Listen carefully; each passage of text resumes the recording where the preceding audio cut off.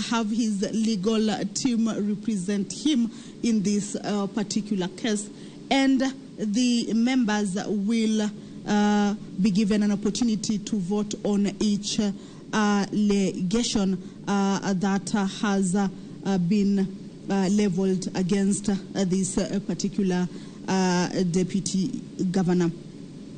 2 charges: gross violation of the Constitution and other laws in respect of interference with the procurement process through acts of bid rigging, and abuse of office and gross misconduct in respect of allegation of misleading the public by giving false information. There is a supplementary order paper that has been presented to the members this afternoon, and this order paper follows the procedure because it has that particular motion on it. This order paper has indicated, or rather has expanded the charges that the deputy governor is said to be facing. That is what I just read out to you. Charge 1 is gross violation of the Constitution and other laws in respect of interference with the procurement process through acts of bid rigging. And charge 2, abuse of office and gross misconduct in respect of allegations for misleading the public by giving false information. These are the charges that have been expounded in the supplementary order paper that has been circulated among members. There is a notice of motion in this supplementary order paper on the proposed removal from office by impeachment of Honorable William Oduol, the Deputy Governor of Siaya County, and this is a notice of motion that will be moved by the chairperson, the special committee on the proposed removal from office by impeachment of the Deputy Governor of Siaya County. And according to this notice of motion, is that pursuant to Article 181 of the Constitution and Section 33 of the County Governments Act, on 8th of June 2023, the County Assembly of Siaya approved a motion to remove from office by impeachment of Honorable William Oduol, the Deputy Governor of Siaya County. It continues to indicate that this office of the Speaker of the Senate on the 10th of June received that letter from the Speaker of the County Assembly of Siaya that conveyed the resolution of the County Assembly removing from office by impeachment of Honorable William Oduol, the Deputy Governor of Siaya County, and further forwarded to the Speaker of the Senate documents in evidence of the proceedings of the Assembly. This notice of motion by the chairperson of that special committee continues to indicate that on 15th, the 11-member special committee was appointed to investigate or to look into the matter on the proposed removal of Deputy Governor William Oduol and present its report after 10 days. That is what exactly has been done in the last 1 hour. The committee has presented its report and the members have gone through it. This notice of motion further indicates that pursuant to Section 33(4) of the County Government Act and Standing Order 82, the special committee has investigated the matter and tabled its report that is today. And pursuant to Section 33(4) and 6B of the County Governments Act and Standing Order 84B. At this rate, we come back to the standing order of the House, that is 84B. Remember, earlier on, I had indicated that we have 2 processes that are before us. Standing Order 80, Section 4A indicates that if the special committee reports that the particulars of any allegation against the governor have not been substantiated, that is 4A, no further action shall be taken under this section in respect of that allegation. However, 4B indicates that if the special committee reports that the particulars of any allegation against the governor have been substantiated, the Senate shall, after according the governor an opportunity to be heard, vote on the charges. In this notice of motion by the committee, the special committee that was investigating the matter, it has indicated the Standing Order 84B that the special committee has found that the particulars of Charge 1, gross violation of the Constitution and other laws in respect of interference with the procurement process through acts of bid rigging, and Charge 2, abuse of office and gross misconduct in respect of allegation of misleading the public by giving false information, have been substantiated. This is according to the notice of motion that has been added in today's order of business.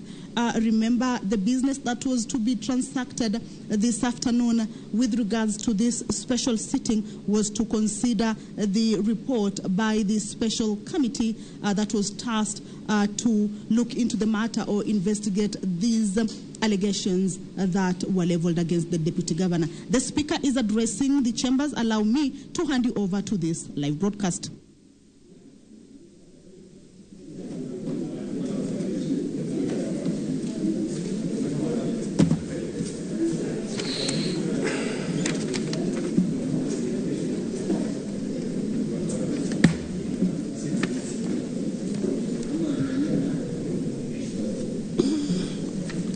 Senator Bates Singo.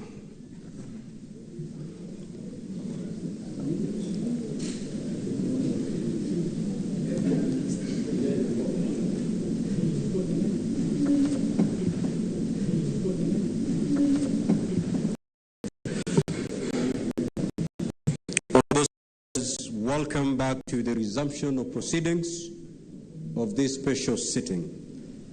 I believe that you have now had the opportunity to go through the report of the special committee on the proposed removal from office by impeachment of the Honorable William Oduol, the Deputy Governor of Siaya County. As you may have noticed, the committee has found Charge 1, gross violation of the Constitution and other laws in respect to interference with procurement process through acts of bid rigging, and Charge 2, abuse of office and gross misconduct in respect to allegation 4, that is misleading the public by giving false information, against the Deputy Governor, substantiated. Now, Honorable Senators, the procedure to be followed in this case is that set out in Section 33B, 6B of the County Government Act and Standing Order 84B, both of which provide as follows. If the committee reports that the particulars of any against the Deputy Governor have been substantiated, the Senate shall, after according the Deputy Governor an opportunity to be heard, vote on the impeachment charges. Consequently, Honorable Senators, a supplementary order paper has been prepared and circulated. In order number 6, the chairperson of the special committee will give a notice of motion for the removal from office by impeachment of Honorable William Oduol, the Deputy Governor of Siaya County. The motion has been scheduled for debate in order number 8 of this afternoon's supplementary order paper. Debate on the motion will ensue in the usual manner, and at the conclusion thereof, the Senate will proceed to vote on impeachment charges after according the Deputy Governor the opportunity to be heard. Please stand guided accordingly. Clerk, call the order, please. Order number 6, notices of motion. The chairperson of the special committee.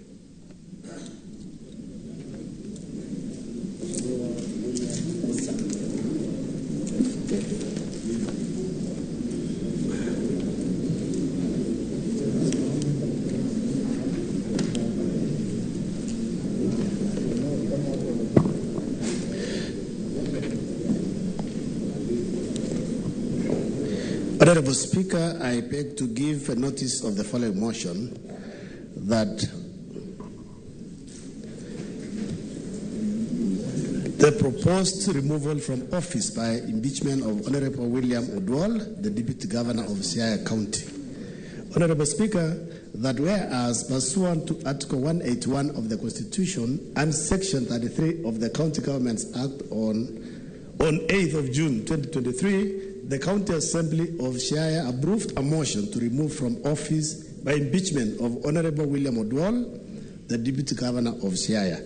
Honorable Speaker, and whereas by letter reference CASADM/33/04 dated Friday, 9th June 2023, and received in the office of the Speaker of the Senate on Saturday, the 10th June 2023, the Speaker of the County Assembly of Siaya conveyed the resolution of the County Assembly removing from office by impeachment of Honorable William Oduol, the Deputy Governor of Siaya County, and further forwarded to the Speaker of the Senate documents in evidence of the proceedings of the Assembly. And whereas pursuant to Section 33, subsection 3, subsection B of the County Governments Act and Standing Order 80, subsection 1, subsection B of the Senate, by resolution on Thursday, the 15th June 2023, appointed a special committee comprising of 11 its members to investigate the matter on proposed removal from office by impeachment of Honorable William Oduol, the Deputy Governor of Siaya County, and to report to the Senate within 10 days. Whether it finds the particular allegations to have been substantiated.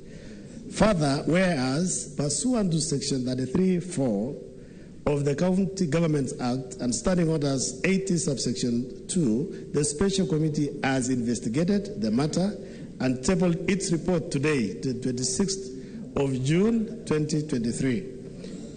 And whereas pursuant to Section 33, subsection 4 and Section 6, subsection B of the County Governments Act and Standing Order 80, subsection 4B, the special committee has found that the particulars of Charge 1, gross violation of the Constitution and other laws in respect of interference with the procurement process through acts of bid rigging, and Charge 2, abuse of office and gross misconduct in respect of allocation 4, leading the public by giving false information, have been substantiated.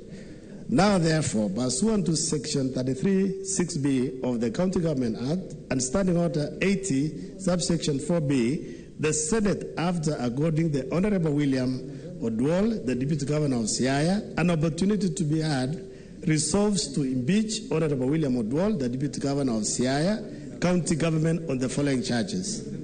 1. Charge 1 is gross violation of the Constitution and other laws in respect of interference with the procurement process through acts of bid rigging. Second, Charge 2, abuse of office and gross misconduct in respect of allegation 4, misleading the public by giving false information. Thank you, Honorable Speaker.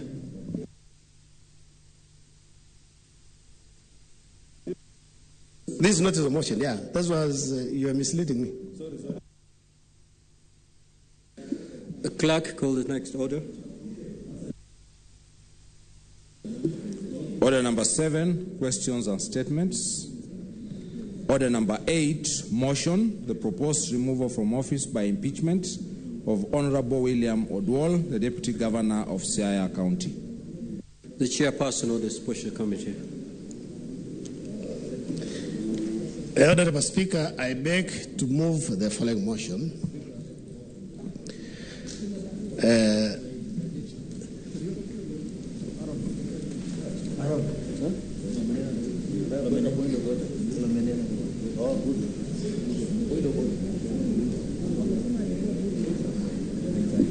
What is your point of order, Senator Aaron Cheriot?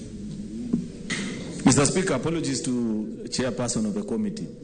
But there is an increasing habit on the side of the minority, Mr. Speaker, of members coming to this house inappropriately dressed.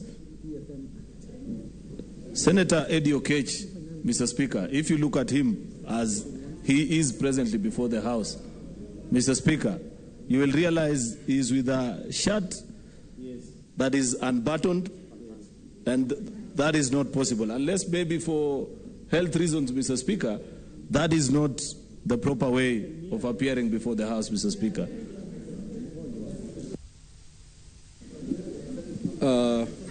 Yes, Senator Mazayo.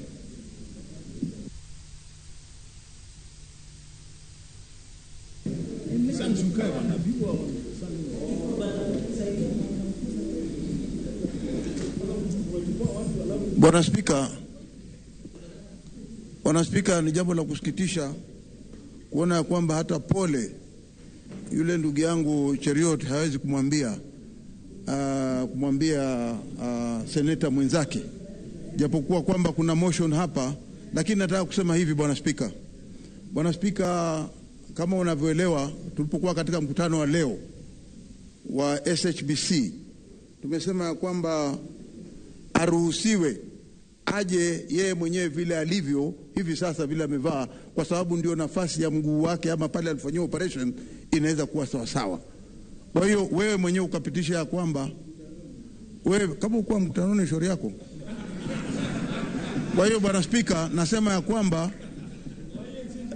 ya kwamba kwa sababu umepitisha ya kwamba Eddie anaweza kuingia ndani ya bunge, hali ikiwa amevaa nguo ambazo zitaweza kumsaidia kutembea na kuwa sawa pale atakapokuwa ameketi, ndio sababu unamuona Eddie haketi pale, ameketi leo peke yake na anaketi hapa katikati. Kwa hiyo mimi nasema ya kwamba vile alivyosema ndugu yangu, nataka kumjulisha ya kwamba hilo ni jambo ambalo tumesema katika mkutano na tumekubaliana. Asante Bwana Speaker. Now, order, honorable senators. We have a very weighty matter before us. And I have seen the way Senator Eddie is dressed up. I know Senator Eddie has undergone an operation.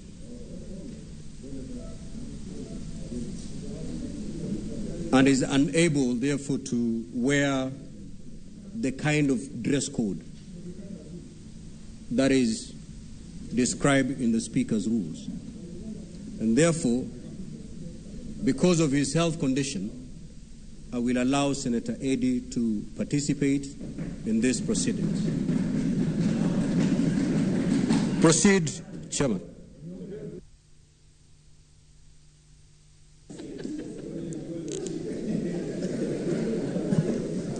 Honorable Speaker, I beg to move I beg to move the motion that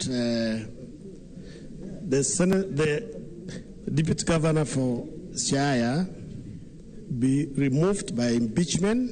Honorable Speaker, that whereas pursuant to Article 181 of the Constitution and Section 33 of the County Governments Act, on 8th of June 2023, the County Assembly of Siaya approved a motion to remove from office by impeachment Honorable William Oduol, the Deputy Governor for Siaya. And whereas, by a letter reference CASADM/33/4, dated Friday, 9th of June 2023, and received in the office of the Speaker of the Senate on Saturday, 10th June 2023, the Speaker of the County Assembly of Siaya conveyed the resolution of the County Assembly removing from office by impeachment of Honorable William Oduol, the Deputy Governor of Siaya, and further forwarded to the Speaker of Senate documents in evidence of the proceedings of the Assembly. Honorable Speaker, whereas pursuant to Section 33, subsection 3B of the County Government Act and Standing Order 80, subsection 1B, the Senate by resolution on Thursday, 15 June 2023, appointed a special committee comprising of 11 members to investigate the matter on the proposed removal from office by impeachment of Honorable William Oduol, the Deputy Governor of Siaya County, and to report to the Senate within 10 days of its appointment on whether it finds the particulars of the allocations to have been substantiated. Honorable Speaker, further whereas, pursuant to Section 33, subsection 4 of the County Government Act and Standing Order 80, subsection 2, the Special Committee has investigated the matter and tabled its report today, Monday, 26 June 2023.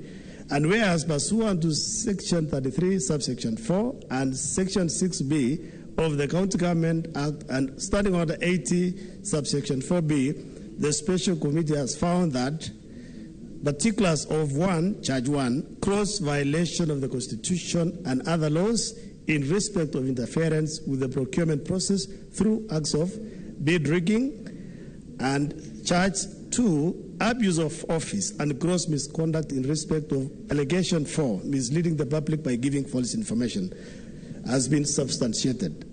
Honorable Speaker, now therefore, pursuant to Section 33, subsection 6B of the County Government Act and Standing Order 80, subsection 4B, the Senate, after according the Honorable William Oduol, the Deputy Governor of Siaya, an opportunity to be heard, resolves to impeach Honorable William Oduol, the Deputy Governor of Siaya County, on the following charges. 1, gross violation of the Constitution and other laws in respect of interference with the procurement process through acts of bid rigging.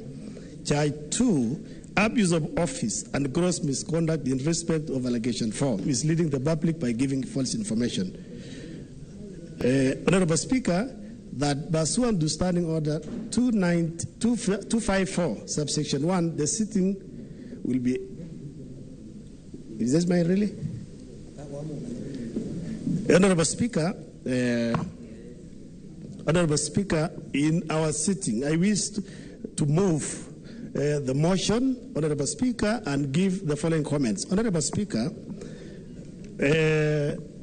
we sat as a committee after being given the mandate, and Honorable Speaker, subsection 33, section 5 of the County Government Act, Standing Order 83, and Rule 4A of Part 2 of the third schedule to the Senate Standing Orders provide that the Deputy Governor shall be invited to appear and be represented before the Special Committee during its investigations.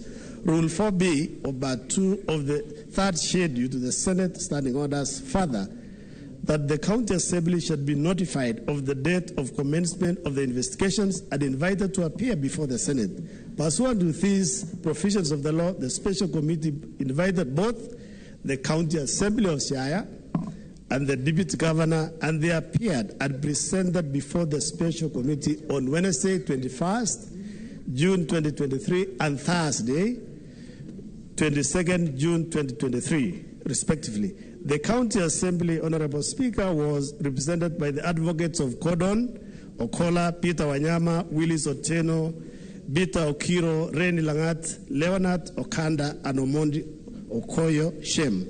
The Siaya County Deputy Governor was represented by Paul Nyamodi, Moses Chelanga, and Patrick Baraza. The committee thereafter, Honorable Speaker, retreated to consider the evidence submitted by the two parties and write the report. Honorable Speaker, I therefore wish to highlight and inform this House on the findings of the report of the Special Committee that investigated the matter pursuant to Section 33, subsection 4 of the County Government Act 2012 and Standing Order 80, subsection 2A and 80, subsection 2B of the Senate Standing Orders. Honorable Speaker, the committee made the following observations regarding the charges brought before the Senate against the Deputy Governor of Siaya, Honorable CBA Dr. William Oduol. On charge 1 of gross violation of the Constitution and other laws, the County Assembly set out one allegation of interference with procurement process through acts of bid rigging. The committee noted that the Deputy Governor admitted himself that he attempted to interfere in the procurement process by instructing the Director of Supply Chain Management to change the tender categorization on the procurement for the supply and delivery of certified seeds and fertilizer. The committee therefore found the allegation to have been proved and substantiated. Second, Honorable Speaker, on the charge of abuse of office and gross misconduct, the County Assembly set out 4 allegations as follows: bulldozing officers to renovate the office of the Deputy Governor outside approved budgetary provisions, misuse of public resources, pooling, misleading the public by giving false information. On the first allegation of bulldozing officers to renovate the office of the Deputy Governor outside the approved budgetary provisions, the committee found not to have been substantiated. Honorable Speaker, the committee takes great exception to the cost of the Deputy Governor's chair, in which it was demonstrated from the evidence adduced that a comprehensive market survey was not undertaken.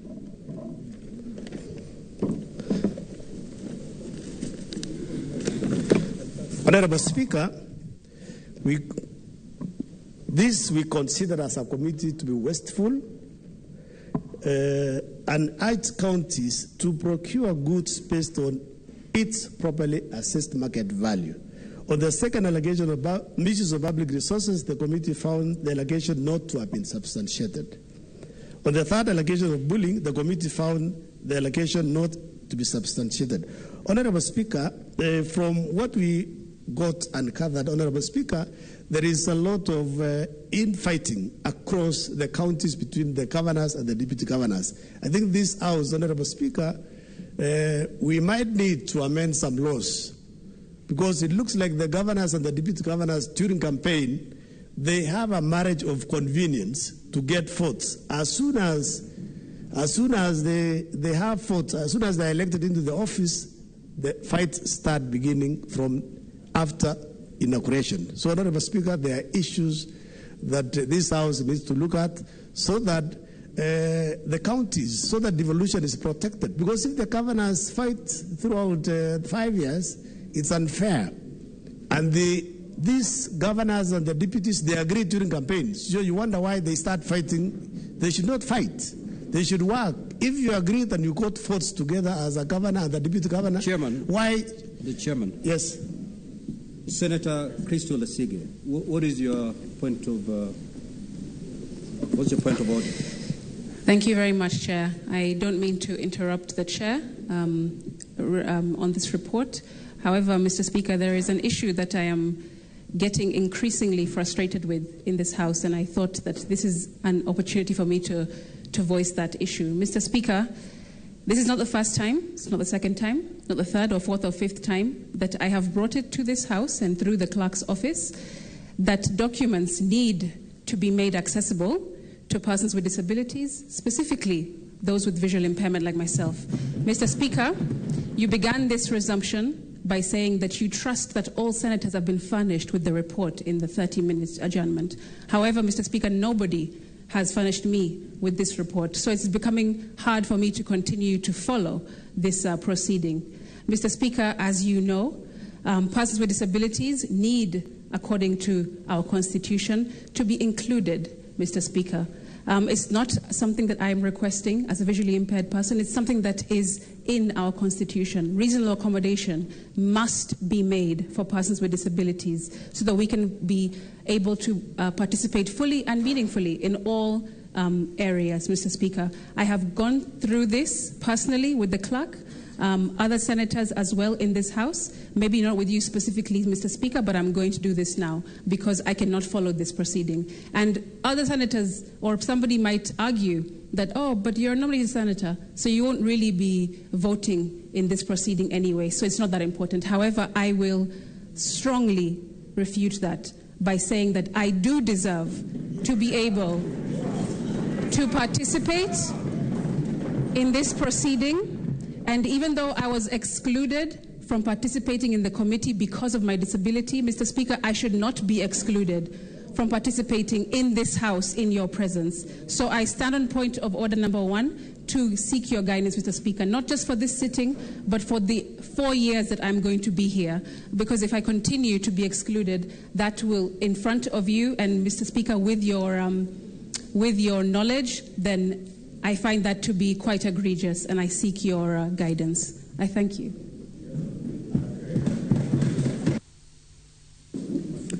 Thank you, Senator Crystal.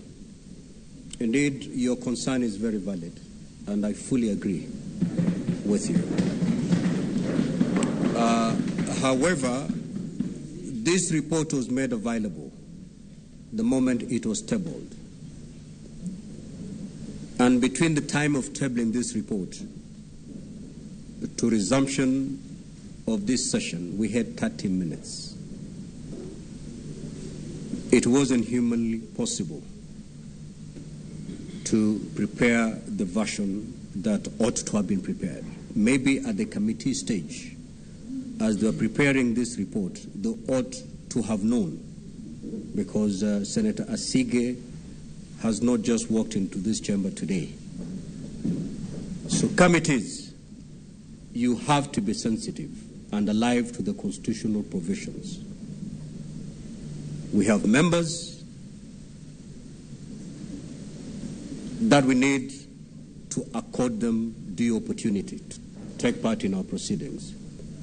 And today, Senator Asige has been reduced to a spectator. Very unfortunate. Going forward, Senator Asige, this will be fixed. It will never recur. Proceed, Chair. Yeah, thank you, Honorable Speaker. I was basically about to finish. I was saying that at the county level, the counties need to, especially the executive, the deputy governors and the governors, they need to find a way of resolving their own issues internally, at least initially, so before bringing their own fights into the Senate. So, Honorable Speaker, I don't want to say much. I just want to move and request the Vice Chair of the committee, Honorable Betty Mondet, to second.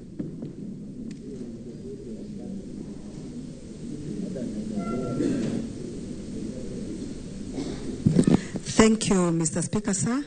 I rise to second the motion which my very able chairman has tabled to this House, and say that it has not been easy. It has been a few days of hard work. I also want to thank the other committee members. Mr. Speaker, sir, looking at this issue, we had an opportunity of examining exactly what is happening in other counties.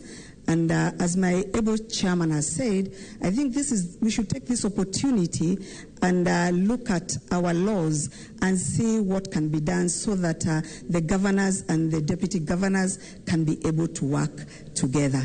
Mr. Speaker, sir, I want to urge this House to look at that report. We have really put in a lot of time. We have looked at every allegation, and let us look at it not on party lines, so that we can deliver good results for the people of Siaya. The core essence of the Senate is to make sure that devolution does not die. So let us not be the first people who are going to kill devolution. So I urge all the members to put party lines aside and let us look at this report conclusively. Thank you, Mr. Speaker, sir. I beg to support.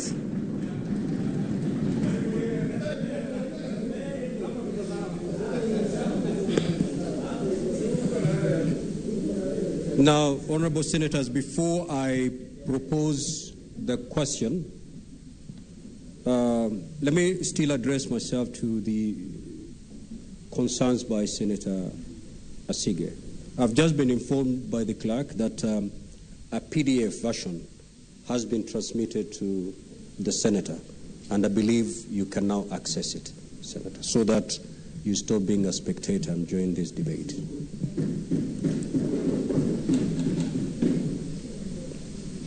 Now I proceed to propose the question, which is that whereas pursuant to Article 181 of the Constitution and Section 33 of the County Governments Act, on 8th June 2023, the County Government of Siaya approved a motion to remove from office by impeachment of Honorable William Oduol, the Deputy Governor of Siaya County.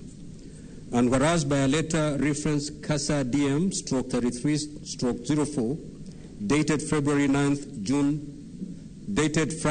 June 2023, and received in the office of the Speaker of the Senate on Saturday 10th June 2023, the Speaker of the County Assembly of Siaya conveyed the resolution of the County Assembly removing from office by impeachment of Honorable William Oduol, the Deputy Governor of Siaya County, and further forwarded to the Speaker of the Senate documents in evidence of the proceedings of the Assembly.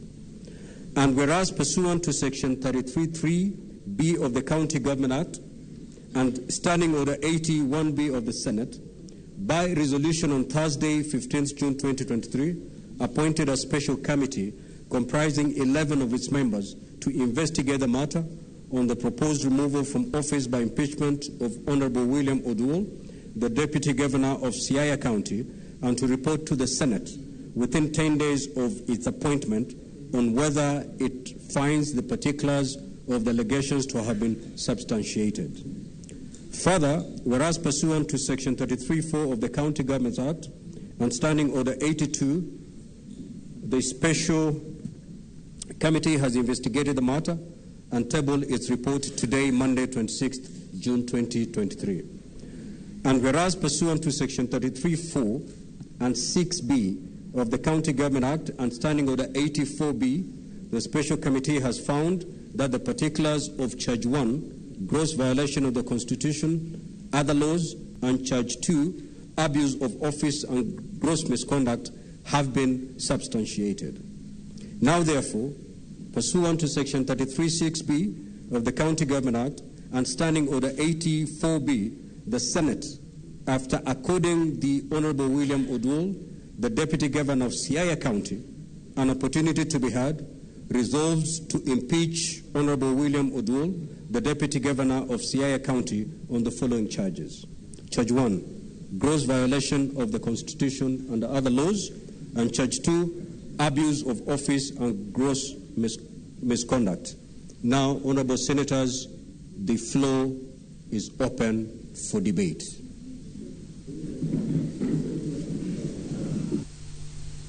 What is your point of order, Senator Lelegwe? Mr. Speaker, sir, I beg to move that pursuant to Standing Order 111(1), debate on the motion be limited to a maximum of 5 minutes for each senator while contributing. Thank you, Mr. Speaker, sir.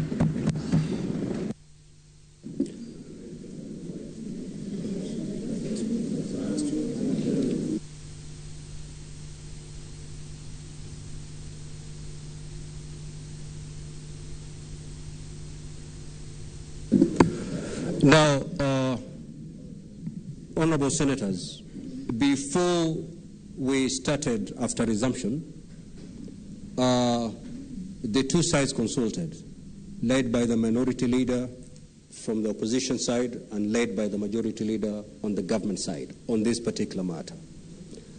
And an agreement had been reached by both sides that we will limit debate to 5 minutes when a senator rises to speak, and that each side will have 6 senators speak to this motion.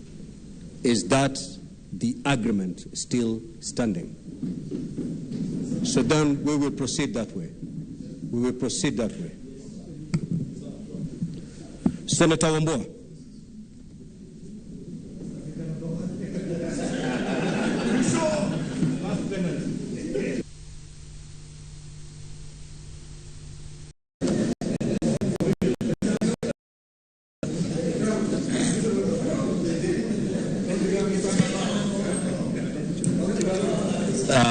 Thank you, Mr. Speaker, for granting me the opportunity to really set the pace for this debate. I don't know.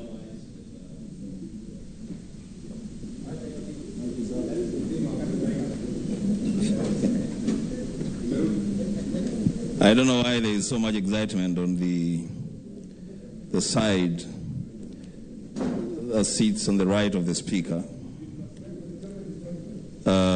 But there must be a reason for it, Mr. Speaker. Mr. Speaker, I first want to take this opportunity to really congratulate the team.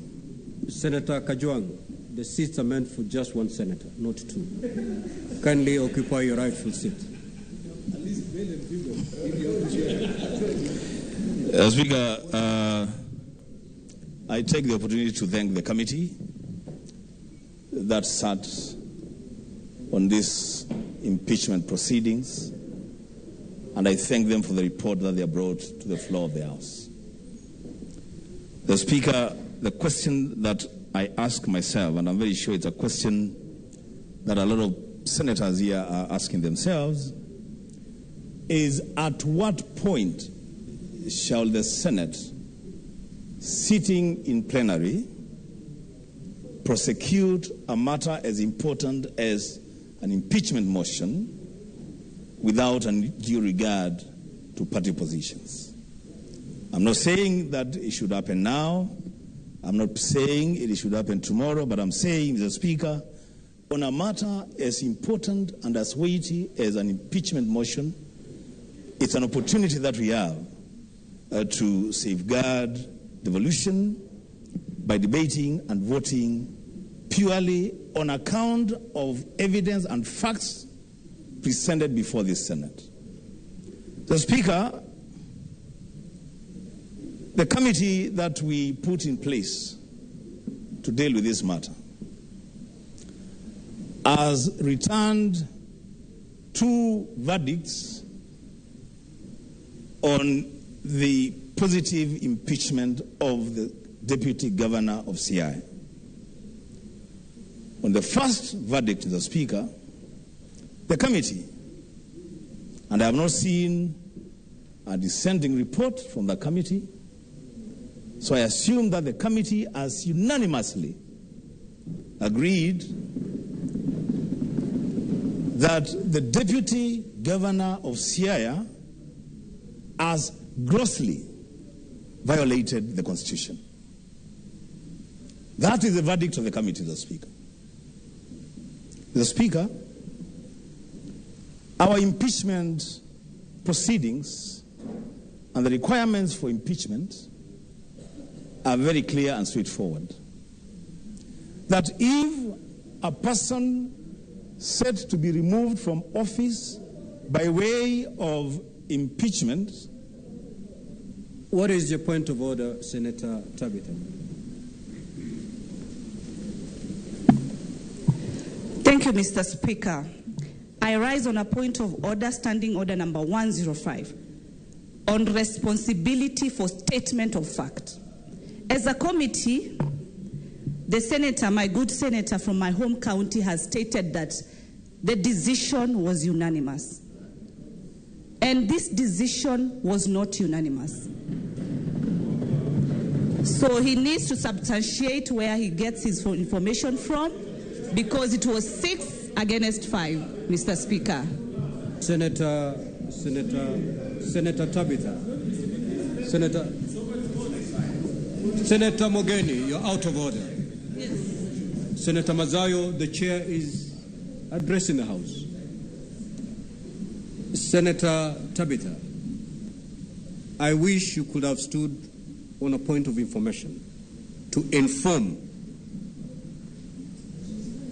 Senator Enoch that indeed, as a member of that committee, you have the correct information that that report was not voted unanimously. I just do not see how that can warrant to be called a point of order, and therefore I proceed to overrule it. Yes, Senator Boni, what is your point of order? Mr. Speaker, this is a House of record. And Mr. Speaker, I cannot imagine challenging the decision of the chair. But Senator Tabitha Mutinda has moved perfectly in order, understanding Order 105. Mr. Speaker, Senator Wambua has misled the House. The vote was 5 against 6, 5 against, and 6 for. And therefore, Senator Boni, just have your seat. I honestly don't see why this matter is generating into a debate. Senator Tabitha has given the information as a member of that committee that there was no unanimity in adopting that report. Leave it there, proceed.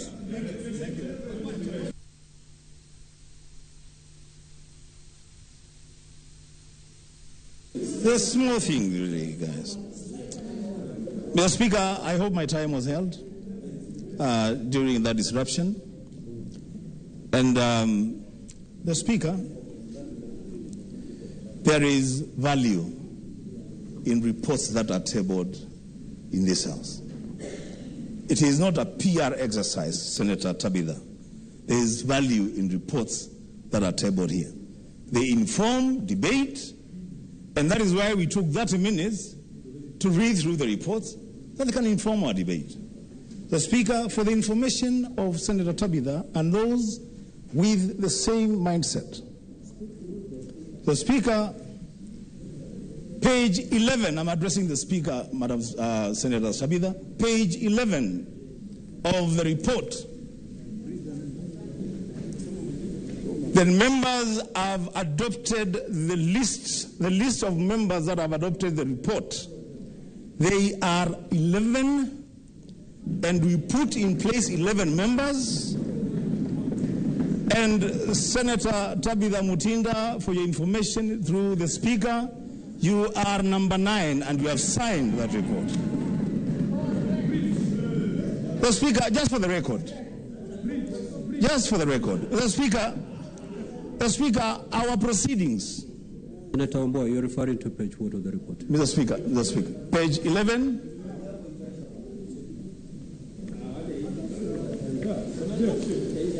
The adoption report, Mr. Speaker.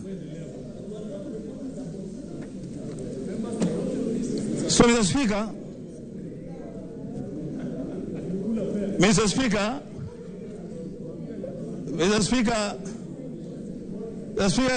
can you order that the Senator of Gitui be heard in silence? Honorable Senators, Senator Enoch Wambua will be heard in silence. Thank you, Mr. Speaker. Mr. Speaker, I will say two things, and my time was not held with the Speaker, but I'll say two things within the time that I have. Mr. Speaker, the first... What is your point of order, Senator Boni? Mr. Speaker, I agree. I don't know whether it's the same. With the information referred to page 9 by the Senator of Kitui, page 11. But Mr. Speaker, if it is true that page 11 is telling us what transpired during the voting and when the actual outcome of the voting was not unanimous, then what else in this report is not accurate? Mr. Speaker, therefore, the chair should make a decision on whether we have an accurate report of a committee that can allow us to make a decision on a very important constitutional issue of helping the governor of Siaya to run his office and making sure that the deputy governor of Siaya enjoys his constitutional right. We cannot make that decision on reports that could be either opaque, inaccurate, or deliberately written so as to confuse debate. Mr. Speaker, sir. Order, Senators. We are wasting very important time. Now, Senator Boni, we are guided by this report that has been tabled. Debate shall be based on the report as tabled by the chairman. During his tabling of this report, he never mentioned that there's some inaccuracies in this report.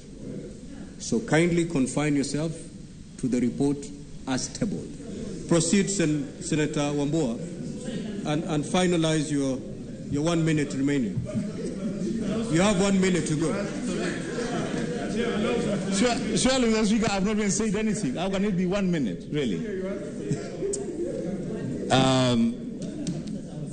Thank you, Mr. Speaker. Mr. Speaker, I believe that you are a very fair arbiter of debate.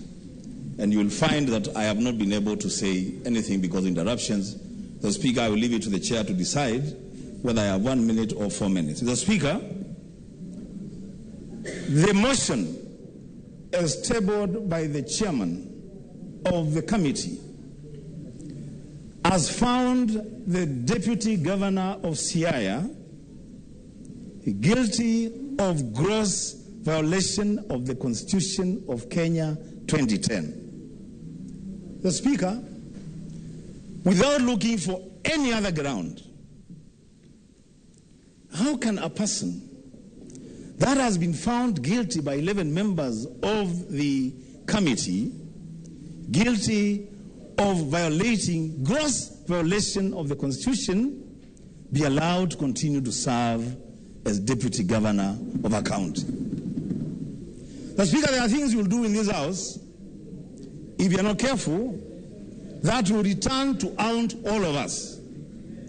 On the one hand, the House cannot find any person holding public office guilty of gross violation of the Constitution of Kenya, and on the other hand, give him another opportunity to serve in a public office. The Speaker, secondly,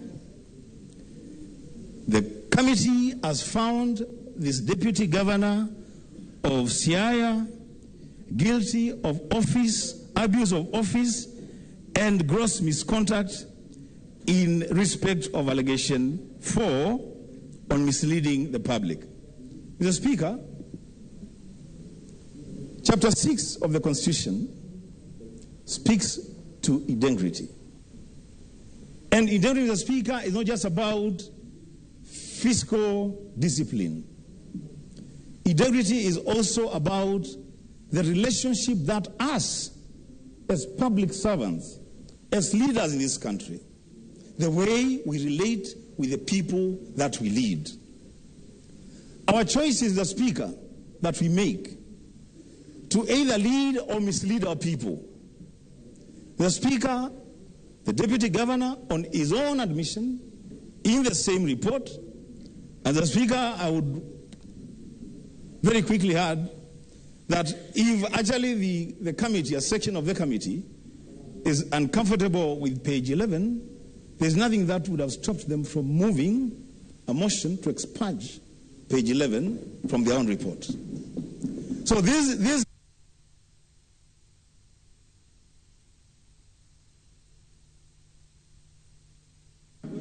Senator Thangwa.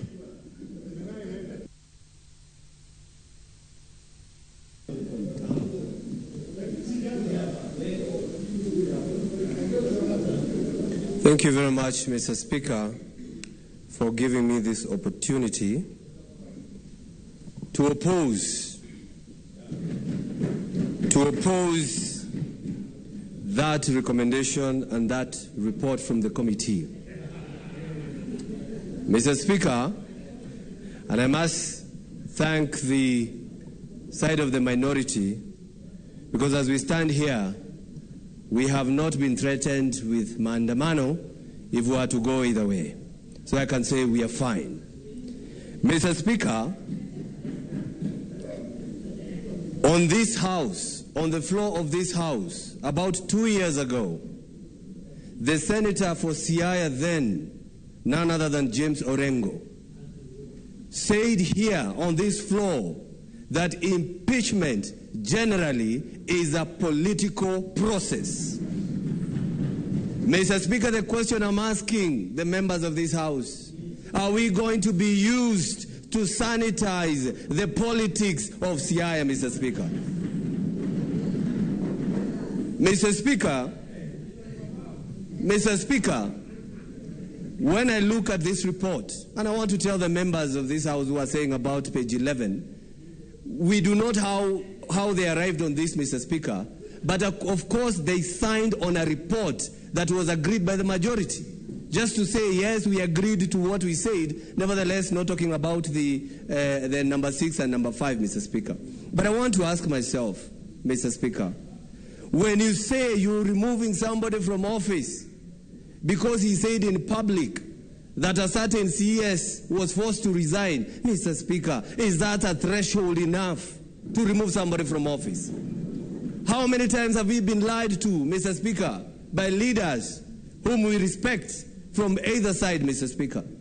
Mr. Speaker, on that issue of political process, I keep on asking, are we going to allow this House to be used to play politics of Siaya, Mr. Speaker? And that's why I oppose that report.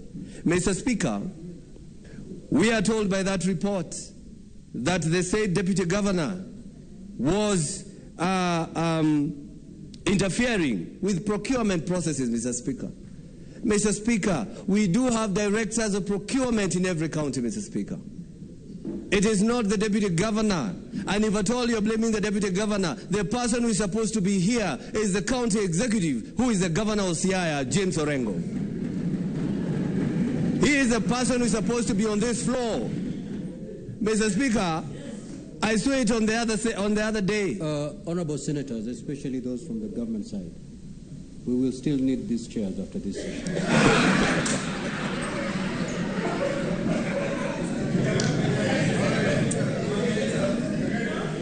Thank you. I think I still have my 1 minute. Mr. Speaker, this House has been sitting here discussing important motions, important issues, having the CSs coming here to discuss matters of national importance, but the minority move out or always go out of the House. They are now here, Mr. Speaker, just to kick out somebody because somebody said a certain county secretary was forced to resign. Mr. Speaker, is that what we want this Senate to go down as? A House that discusses irrelevancies? Mr. Speaker, do we want this House to be taken as a House that only discusses on removal? That's why their side is full, Mr. Speaker. Look at them. Beautiful. They are here. Mr. Speaker, look at them. Look at them.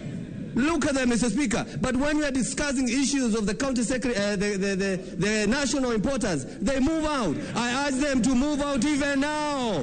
Go. So that's Yaya. What is your point of order, Senator Eddy? Senator Eddy, what is your point of order?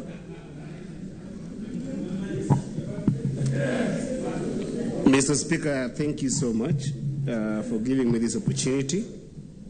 And I rise on point order number 101(4). No senator shall impute improper motive to any other senator or to a member of the National Assembly except upon specific substantive motion of which at least 3 days notice shall be given, calling in question the conduct of this senator or member of the Assembly. Mr. Speaker, as I talk about that point of order, Mr. Speaker, let me first of all extend my most sincerest gratitude to you for your empathy beyond sympathy that you have accorded me in this last week that has been excruciating in the hospital. And other senators who have also been very supportive. I know Senator Cheriot was just joking, but he's my captain in soccer and he has been very supportive during my time of surgery. I actually left the hospital this afternoon, Mr. Speaker, and on very strong painkillers to go through this process. And it's very disappointing to hear the Senator of Kiambu imputing that the minority side, the senators on the minority side, are the one who have brought this case to this House.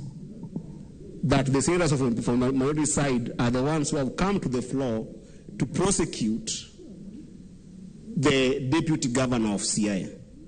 I have been following this entire process, and I have actually been very keen not to even call members of the committee to check on them because of the honor and dignity that we give this House. Mr. Speaker, is it in order to reduce this debate to an issue of minority versus majority? But most importantly, is it in order for a senator of Kiambu to suggest that it is the senators from the minority side who are demanding for the impeachment of the deputy governor of Siaya?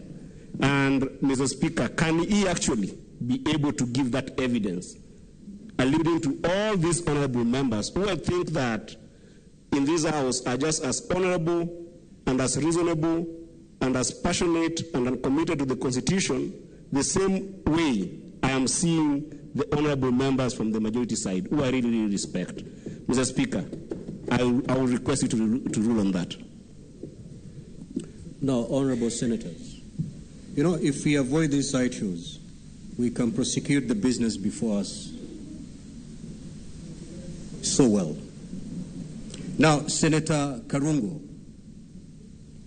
the senator who spoke and contributed to this motion from the minority side is only Senator Enoch Wambua. We don't know, at this juncture, we don't know the rest, whether they are supporting or they are opposing. So to make a blanket statement that the minority has a position and therefore impute a motive, I think to that extent, Senator Karungo, you are out of order, and proceed to retract that statement. The statement that referred to the minority side as senators who are here to remove the deputy governor, but otherwise for other businesses, they're not there. I think I've seen a lot of consistency in faces from the minority side debating on other businesses apart from this. So that blanket condemnation, Senator Karungo, kindly proceed to retract as we proceed. Thank you, Mr. Speaker. All I wanted to show is how important this motion is, that even the senator who is raising a point of order, he came by ambulance to show. I'm just trying to show you how they take serious some of these issues, Mr. Speaker. Senator Karungo. That will come out of the hospital, order, Mr. Senator. Speaker. Order, senators. Have a seat, Senator Karungo, please. Now, this matter before us is very crucial. I will be at pain having you watch these proceedings from the lounge. So you help me. Will you be orderly? You'll all be in this chamber to the end. The way we are moving, we may end up going to voting with very few of you. Kindly, Senator Karungo, I have ruled you were to stand and retract that statement, not to explain yourself. I have ruled on your statement.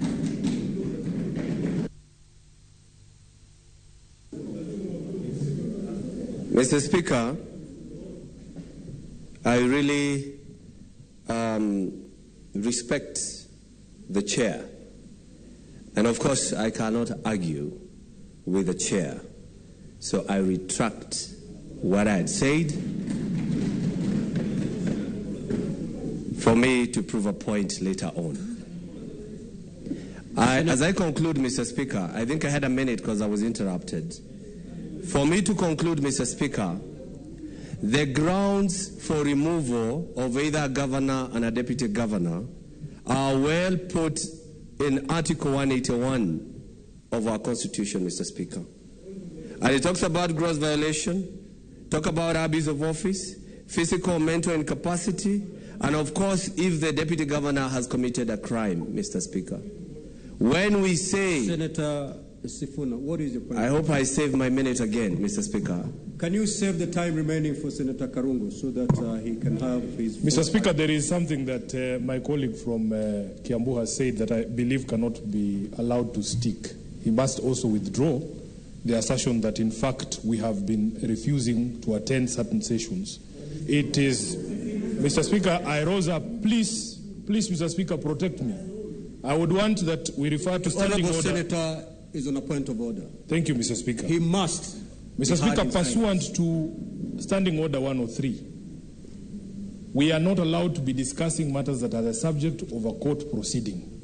It is a matter of record that, in fact, the reason the minority side does not attend sessions including foreigners, strangers to this House, is because we have filed a suit on principle objecting to the presence of cabinet secretaries in the Senate.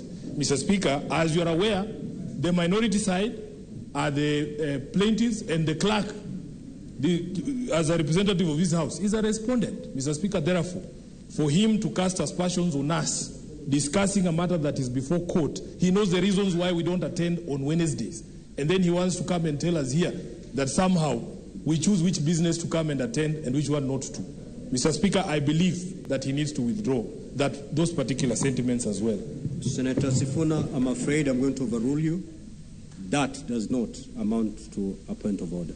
Proceed and conclude your intervention, Senator Karungu. Thank you very much, Mr. Speaker. Instead of, Mr. Speaker, I was talking about Article 181 that gives the grounds for removal of anybody from office. Gross violation of the Constitution. Mr. Speaker, governor has committed a crime, abuse of office, and of course physical and mental incapacity.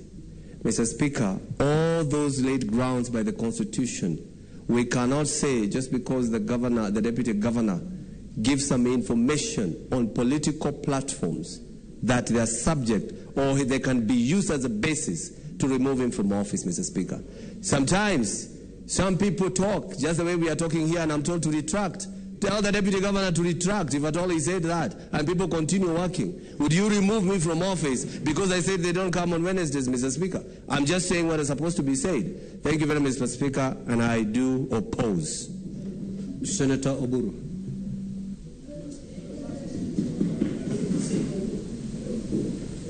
Senator Oburu, proceed.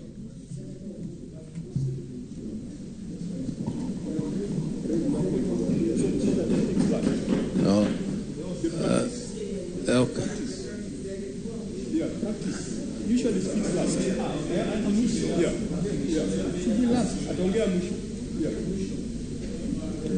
The Speaker has called Senator Oburu.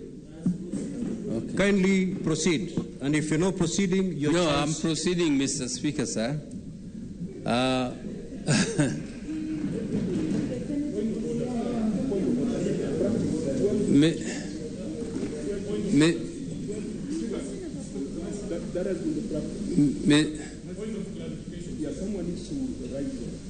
Senator Mogeni, what is your intervention? I will allow it, understanding of the one. Yes, Mr. Speaker, as a colleague, I really never want to challenge the ruling of the Speaker.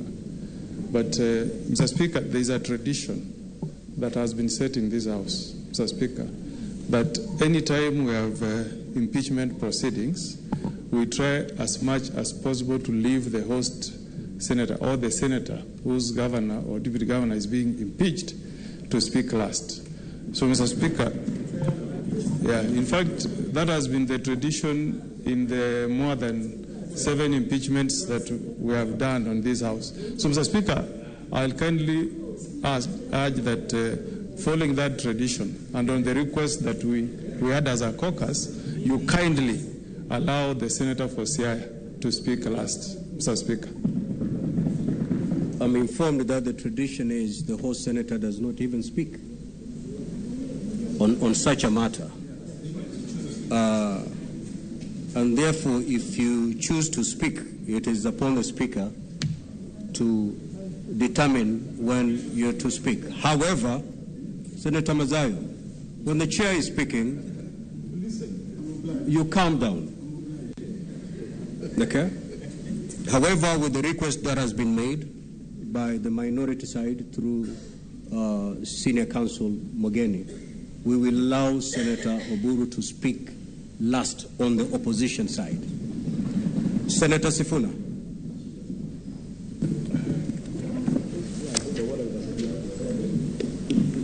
Thank you, Mr. Speaker. Allow me to begin as my colleague has done by thanking the members of the committee for a job very well done, Mr. Speaker. And that small discussion that was going on about page 11 and its contents, Mr. Speaker, I have only one observation to make.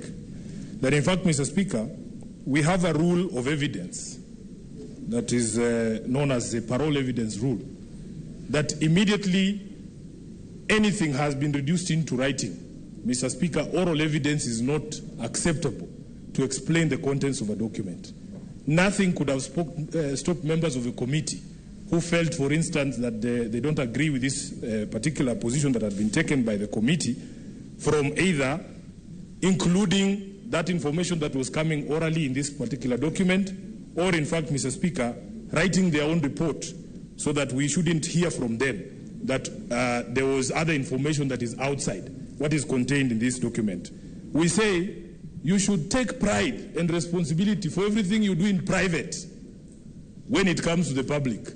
You cannot agree on something in private, then when it comes to the floor of the House, somehow you are embarrassed by some of the decisions that you took. Mr. Speaker, going to the contents of the document itself, I want to laud the committee for giving the people of Siaya an opportunity, a chance for devolution to work for them. Because these two indictments are on very serious grounds, Mr. Speaker, of violation of the Constitution and the law. That in fact the governor himself, and I can tell that some senators who have spoken before me have not read this document. In this particular document, Mr. Speaker, there is an admission by the deputy governor himself, and those of you who know the law, they know the weight of an admission of an accused person is heavy. If the governor himself, at page 40 and 41 of the report, has admitted before the committee that he attempted to interfere with procurement processes, then really we shouldn't be debating it any further. We should take him at his own word. He has accepted to a crime, and he should face the consequences of his decision, Mr. Speaker. This committee are the ones who interacted with the evidence. They are the ones who interacted with the witnesses. They were able to tell certain things that we can't tell from this report, Mr. Speaker. For instance, you know, my senior here is a retired judge. You know that the court that takes the evidence, Mr. Speaker, is not the same as an appellate court that only reads the documents. Because they are able to see the demeanor of the witnesses to tell whether somebody is being truthful or not truthful. It would be unfortunate that we can come up with a committee of this House. They utilize all the resources of the House that they have utilized, all the hours that the clerks have spent, and then when they bring a report such as this one, we want to run away from the report, including, I'm suspecting, some members here who already adopted this report and have not told us anything else other than what we can read here on this document. So I want to thank you, Chairman William Kipkemoi Kisang, for giving the people of Siaya hope that now at least devolution is going to work for them. I want to thank Senator Omogen, Senator Onyonka, Senator Maanzo, Betty Batuli, Senator Abbas Sheikh, Senator Mwenda Gataya Mofaya, Senator Catherine Muma, Tabitha Mutinda, my delegate, one of my delegates from Nairobi. Thank you for giving the people of Siaya hope that devolution can work for them. Senator Miraj and my friend Mheshimiwa Chimera, thank you so much for standing with the truth that where there has been a violation of the law, these senators, these distinguished senators will stand for the rule of law. They will stand for the Constitution, Mr. Speaker. Finally, Mr. Speaker, there is a law. My brother, the senator for Kiambu, wants to trivialize the giving of false information by public officers. Mr. Speaker, it is the Constitution under Chapter 6 that imposes this responsibility on us as elected leaders. Mr. Speaker, there is also a law called the Public Officer Ethics Act. It is actually a crime under that act, Mr. Speaker, to give misleading information in public. So you cannot just tell us, because you people in your coalition, you are used to giving false promises to Kenyans, you tell us that you can just retract. That is not the law, Mr. Speaker. You know, we were promised 6 stadia, we never received that stadia. We were promised 1 million shillings, we were never given those 1 million jobs. Mr. Speaker, Mr. Speaker, Senator, you must protect me. Senators, pause my time, please. Senator Sifuna. Yes. You are carrying a report. Mr. Speaker. You are carrying a report. Yes. And your debate ought to be confined to the tenets of that report. Okay. I have not seen any study in that report. I have not seen any false promises being addressed in that report. Kindly confine yourself. Mr. Speaker, Mr. Speaker, let the please. senator be heard in silence. Proceed and conclude. Thank you, Mr. Speaker. There was reference. Senator Chirange. Mr. Speaker, can I be heard, please? Senator Chirange, I'm giving you a caution. Mr. Speaker, there was an allegation here that was made that I was responding to. But anyway, I am happy that we as senators got to interact with this particular case. It was very interesting. for the first time in my life, I got an opportunity to see what a 1 million shilling chair looks like. Unfortunately, because I was not a member of the committee, I was not invited to sit on it like my brother, Senator Chimera. And I think having sat on that seat is when Chimera realized that resources that are due to the people of Siaya cannot be used for such things. And I applaud the committee for actually saying that this cannot continue, Mr. Speaker. Lastly, Mr. Speaker,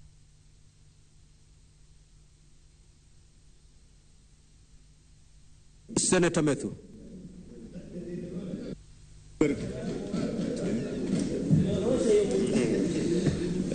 Thank you very much, Mr. Speaker, for according me an opportunity to vehemently oppose this report that has been brought on the floor of this House by the Special Committee. I don't want to spend a lot of time thanking them because my colleagues have spoken to them. As a very young legislator, Mr. Speaker, of this House, I have taken time to go and read and interact with the library of this House, Mr. Speaker. And one of the very quotable quotes that I would want to quote today, Mr. Speaker, is a quote that was made in 2014 by a very distinguished senator of Homa Bay, the first senator of Homa Bay, Gerard Otieno Kajwang, during the impeachment motion of the deputy governor for Embu, Dorothy Nditi. The good senator for Homa Bay said, I want to quote him, that a deputy governor, it is more difficult to divorce a deputy governor than to divorce a wife, Mr. Speaker. Because, Mr. Speaker, we should not and we cannot take advantage of the instruments of Parliament, Mr. Speaker, to settle political scores and for political expeditions, Mr. Speaker. Because, Mr. Speaker, even as we speak the many things that are being spoken about here, it begs the question, how long has the deputy governor been in power? How long has the deputy governor been the deputy governor of Siaya?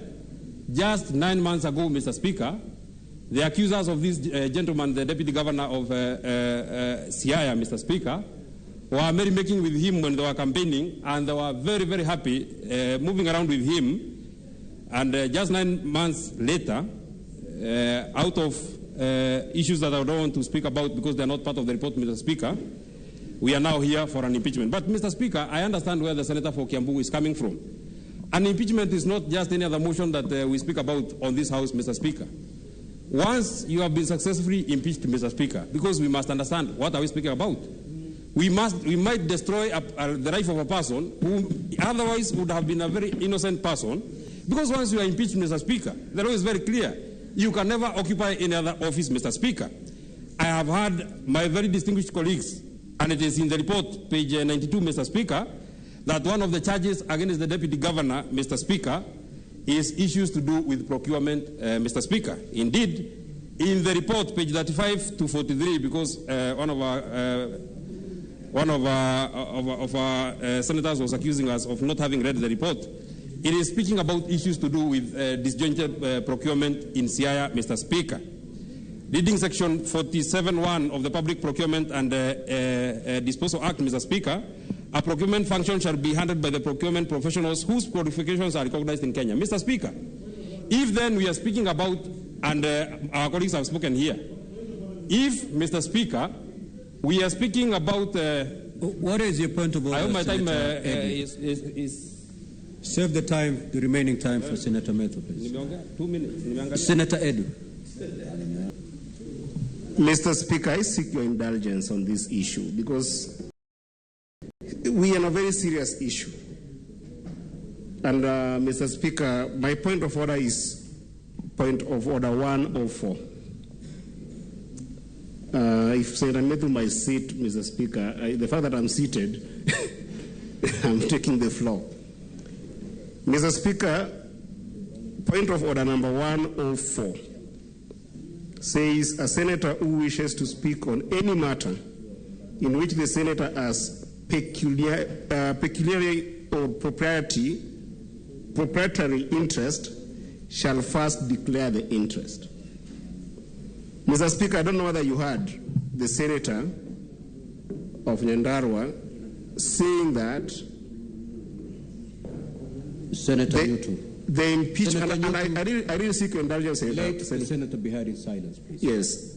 Mr. Speaker, it is on record that the senator said that the deputy governor of Siaya is here, and the impeachment motion that is here for other issues that are not in the report. And he has declared that verbatim, that this impeachment motion is here on other issues other than the issues that are in the report. Mr. Speaker, I seek your indulgence. We must respect this House. In as much as people want to use this issue of impeachment of the deputy governor of Siaya as a theater for political contestation and punching back here and there, the nation is watching, Mr. Speaker. Devolution is under threat, Mr. Speaker, if the House, such as the Senate... Senator Eddie, let's have time. Your point of order is overruled. Proceed. I know he wants to take advantage and debate, but Mr. Speaker, the point that I was making, and I would want to finish there, because we are speaking about procurement. If the governor of Siaya, because we are speaking about issues to do with procurement, if the governor of Siaya has bought a seat for his deputy for 1.1 million, how much more does it cost for the seat of the governor himself if the deputy governor is sitting on 1.1, Mr. Speaker? On a county as disjointed as Siaya, Mr. Speaker, when people do not have medicine, Mr. Speaker, when people cannot have access to health, Mr. Speaker, when children cannot get... Honorable senators, we need to make progress. Senator Methu, debate the report. Debate the report. I am debating the report, Mr. Speaker, because, Mr. Speaker, and you know, Mr. Speaker, then we must also be careful. When we speak about... Senator Methu. Yes, sir. Did you just say the chair should be... I have said we must be careful. I never spoke about... I have never casted aspersions on the... Proceed. Mr. Speaker, because we then we cannot run away from the question. A school is burning down, and you are going for the deputy principal of that school. Where the principal of there is the one and is the CEO of that institution, Mr. Speaker. Responsibilities on issues to do with a disjointed procurement. How do you bring the deputy governor? And the person who has been vested with the responsibility of being the CEO of that particular county is the governor of that county, Mr. Speaker. Why then do you want to roll the ball to another person, Mr. Speaker? Finally, Mr. Speaker. Finally, Mr. Speaker, because our friends have spoken, Mr. Speaker. In my very last comment, Mr. Speaker, we must be careful. We must deal with this matter because Senate is a house that is supposed to protect the interest, the justice, the equity of every. Senator Mogene.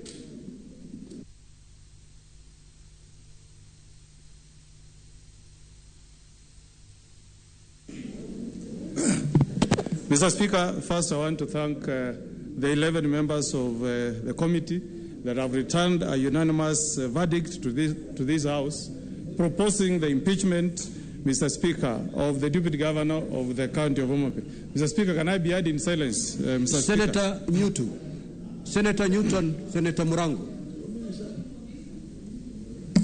Senator Cheptum. Mr. Speaker, we have taken time to read to you the standing orders, especially on how to address yourselves when you're in the chamber. Senator Newtu, Senator Murango, Senator Cheptumo, I give you a caution. You commit any disorderly conduct, that door is open. Proceed, Senator Mogeni. Mr. Speaker, for purposes of clarity, Mr. Speaker, we have laid in our report at page 87, Mr. Speaker, we have attached decisions from Supreme Court, Mr. Speaker, that are supposed to guide this House on matters of impeachment. Mr. Speaker, if the House can go to page 87 on issue of impeachment, Mr. Speaker, what the court has said, Mr. Speaker, and I quote at that page, all that is required is that the allegations be substantiated. That's what the court has said, Mr. Speaker. And the charge, Mr. Speaker, that is facing the deputy governor of Siaya is interfering with procurement procedures, Mr. Speaker. That is the charge that he faced, Mr. Speaker. And, Mr. Speaker, if you read the report and you read even the cross-examination of Senator Chimera, Mr. Speaker, that matter was established beyond reasonable doubt, not even on a balance of probabilities, Mr. Speaker. Mr. Speaker, this House, Mr. Speaker, has set the record. Mr. Speaker, we have impeached 2 governors. We have impeached the governor of Kiambu. We have impeached governor of Nairobi. Nobody has been impeached in this House, Mr. Speaker, for committing criminal acts, Mr. Speaker. It's issues of integrity, Mr. Speaker. As we speak here, Mr. Speaker, the report that is before the House, Mr. Speaker, demonstrates, Mr. Speaker, that the deputy governor of Siaya wanted to interfere with procurement and prevent youth and women of Siaya, Mr. Speaker, from benefiting from procurement. Mr. Speaker, where does he want the youth of Siaya to get opportunity to do business with the county government of Siaya? Where does he want the women of Siaya to get opportunities of doing business with counties, Mr. Speaker? You cannot, Mr. Speaker, allow such a deputy governor to continue occupying office, Mr. Speaker. And if you want to draw lessons, Mr. Speaker, even if you go to the US, Mr. Speaker, President Nixon, Mr. Speaker, was forced to resign from office, not because he committed any serious criminal acts, Mr. Speaker, but because he tried to interfere with the Watergate scandal, Mr. Speaker. So what is before this House, Mr. Speaker, is evidence that has been brought to this House demonstrating, Mr. Speaker, that the governor tried to interfere with procurement that was to benefit the youth and women of Siaya. Mr. Speaker, we should not allow a person who lives in a glass house to throw stones and get away with it, Mr. Speaker. When he appeared before the committee, Mr. Speaker, the deputy governor gave us an impression as a man who wanted to fight corruption in the county of Siaya, Mr. Speaker. He protested when the youth were being given these contracts, Mr. Speaker. But on the issue of the seat of 1.2 million, Mr. Speaker, he pretended that he was never aware, Mr. Speaker. How, Mr. Speaker, I'm asking this House, do you protect somebody who sits on a 1.2 million seat? And he pretends, Mr. Speaker, that he had nothing to do with the procurement of that seat. Mr. Speaker, the UDA administration, you have told us that you want to fight corruption. Today we want you to demonstrate that indeed you want to fight corruption. If you want Kenyans to look at you as sheep in wolf's skin, we shall know today, Mr. Speaker. Members of this committee, Mr. Speaker, have demonstrated, Mr. Speaker, that we want the accountability mechanisms, the bar on accountability, Mr. Speaker, to be placed very high. There must be a beginning, Mr. Speaker. It cannot be business as usual, Mr. Speaker. When we are sitting here, Mr. Speaker, as judges on this impeachment process, Mr. Speaker, when judges pass a verdict, is to deter, Mr. Speaker. They want to pass a message of deterrence, Mr. Speaker. And this impeachment, Mr. Speaker, we want to send a message either to governors or to deputy governors, Mr. Speaker, that they should never interfere with professionals in procurement, Mr. Speaker. If we don't impeach, Mr. Speaker, if we don't pass this motion, we are opening a floodgate, Mr. Speaker, for governors, for deputy governors to start making calls to professionals in procurement to interfere with procurement processes. Mr. Speaker, this Senator Mundigi.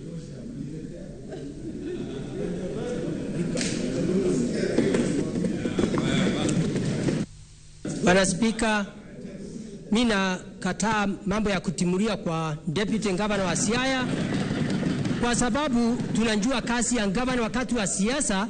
Governor na deputy wake wanatembea kona zote wakifanya siasa. Lakini tunajua wakati kwa kuingia kwa ofisi, governor anasukuliwa kama mtoto ya shule. Pia deputy anasukuliwa kama mtu ana maana yoyote. Na ninataka kusema kwa sababu niko na ushuhuda ya kusema hiyo, pale Embu wakati wa kipindi ya kwanza, governor wa Mbora alichagua mandamu alikuwa anaitwa Dorothy. Lakini wakati wa kufanya kazi alimnyanyasa kwa sababu Dorothy hakuwa na pahali yoyote, mpaka hiyo mama akawa hakuwa ana maana. Alikaa na yeye mpaka unakuta sangira mnyang'anya gari. Na kwa kipindi ya miaka 5 iliisha, mara ya pili akasukua kijana mwingine anaitwa Dr. Kariuki. Nataka kusema for example, nataka kuongea Senator Mazayo. Yes. Senator Nasema Mazayo. mfano. Senator Mundigi. Senator Mazayo, there is something called comparative analysis. Asante, Bwana Speaker. Bwana Speaker, hoja. Proceed. Senator Mazayo, have your seat. Have your seat. Proceed. Wa pili akachukua Dr. Kariuki. Siku moja tunakumbuka alisimamisha gari na gari iko kwa polisi karibu mwezi mmoja. Kwa hivyo tumeona kazi ya magavana ni kunyanyasha vijana wetu wale watakuwa magavana kwa ile miaka ingine.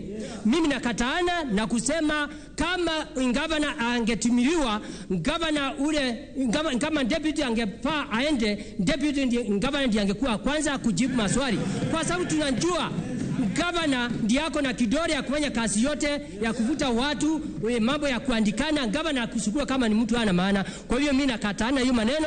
Ya pili, tunajua ingekuwa ni mambo ya kurusha mawe, watu wengine wangekuwa kwa hii nyumba. Na sasa hivi wako hapa wakisema kutumuliwa kwa gavana. Kwa hiyo kwa deputy governor. Kwa hiyo nakataa, nataka kusema deputy governor wa Siaya anafaa arudishwe kazini. Asante. Senator Muma.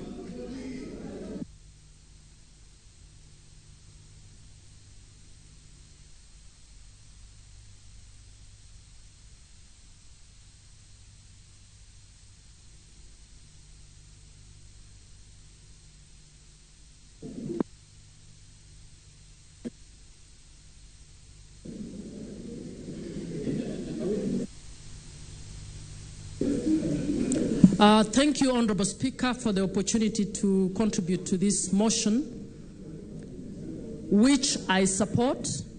Mr. Speaker, I am one of the members of the select committee that came up with this report. And I want to commend our chair and every one of the members, Mr. Speaker, the majority leader, and Senator Methu are speaking loudly and actually interfering. Mr. Speaker, I believe the committee did its best in this matter. I see the debate is taking the model of the majority versus the minority. But in the committee, Mr. Speaker, we were able to canvass these issues very objectively. And it was a difficult decision arriving at the verdict we arrived at. And I would like to tell this House it could have gone either way. Mr. Speaker, of the two charges that were given, there were sub-allegations per charge, and some allegations were proven, while other allegations were not proven. Mr. Speaker, for those who watched and for the public, for Kenyan citizens who watched, you know that on some of those allegations, the deputy governor actually admitted. So, Mr. Speaker, when you look at the threshold at section 33(6) on what we are supposed to report as a select committee, we are supposed to bring a report indicating whether any of those allegations were substantiated. And that is what we have reported before this House, Mr. Speaker. I would want to support my chair in urging the House that beyond just looking at this as a political issue of the DG Siaya, Governor Siaya, or any other, we need, as a Senate, to bring our mind to the issue of how we can get devolution to work well by ensuring we have clarity around issues of relationships between the two top officers within counties. Mr. Speaker, procurement laws are very clear, and procurement laws have ensured that the process is insulated against interference. But we were able to find the evidence that there were attempts to actually interfere with procurement processes. Mr. Speaker, in fact, in one instance, we found that the DG, as chair of a task force, wrote directly giving a list of people to be paid bills, which is a protocol that is not provided for under the Public Finance Management Act. Mr. Speaker, so we are speaking about serious issues. The DG was in charge of the finances, as he puts it himself, but he did nothing in terms of he did not show us one policy he had put in place. There is a point of order, Senator Muma. Senator Kathuri is online on a point of order. Proceed, Senator Kathuri. Can I proceed? Clerk, we cannot see the senator.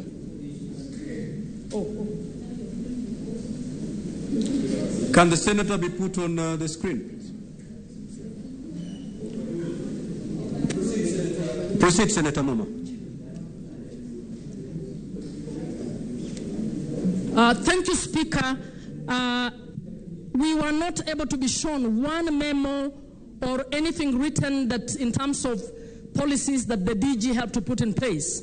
Finally, Mr. Speaker, I'd like to speak to the issue of collective responsibility. Mr. Speaker, if the cabinet were to have a cabinet member or the deputy president, when he differs with a group, going out there to say that my government is not doing this, that, or the other, it would make things difficult. The DG admitted to us that he does not take seriously the principle of collective responsibility, which makes it difficult even as we try to reconcile them to ensure that that government, the DG, the governor, and the cabinet are able to work together. How can a cabinet trust somebody who will take off tomorrow to go and say, we have just discussed this, but I have told them I disagree with what they have discussed? Senator Muma, we have to take a point of order from the Honorable Senator Kathuri. Can he be put on the screen?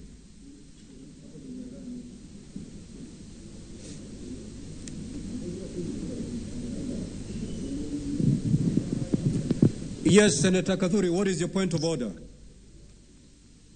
Thank you, Honorable Speaker. Honorable Speaker, when we were starting the motion, you made a ruling that 6 senators will speak from both sides. And Honorable Speaker, you know I'm not on either of the side with the other senators who are using the ambulance system. So I really wanted to catch your eye also so that you can recognize that we are on the queue. Senator Kathuri, that is not a point of order, but I've noted it understanding order 1. Proceed, Senator Muma.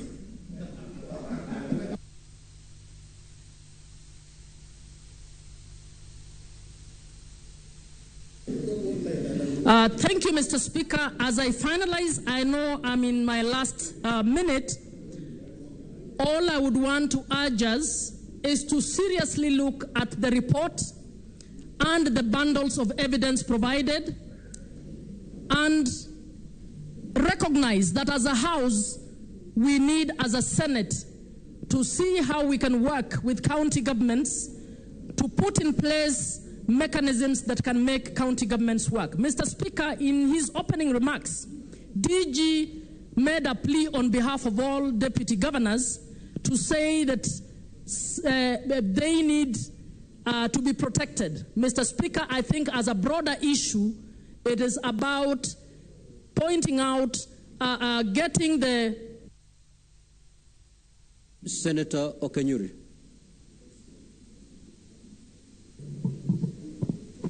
Thank you, Mr. Speaker, for this opportunity.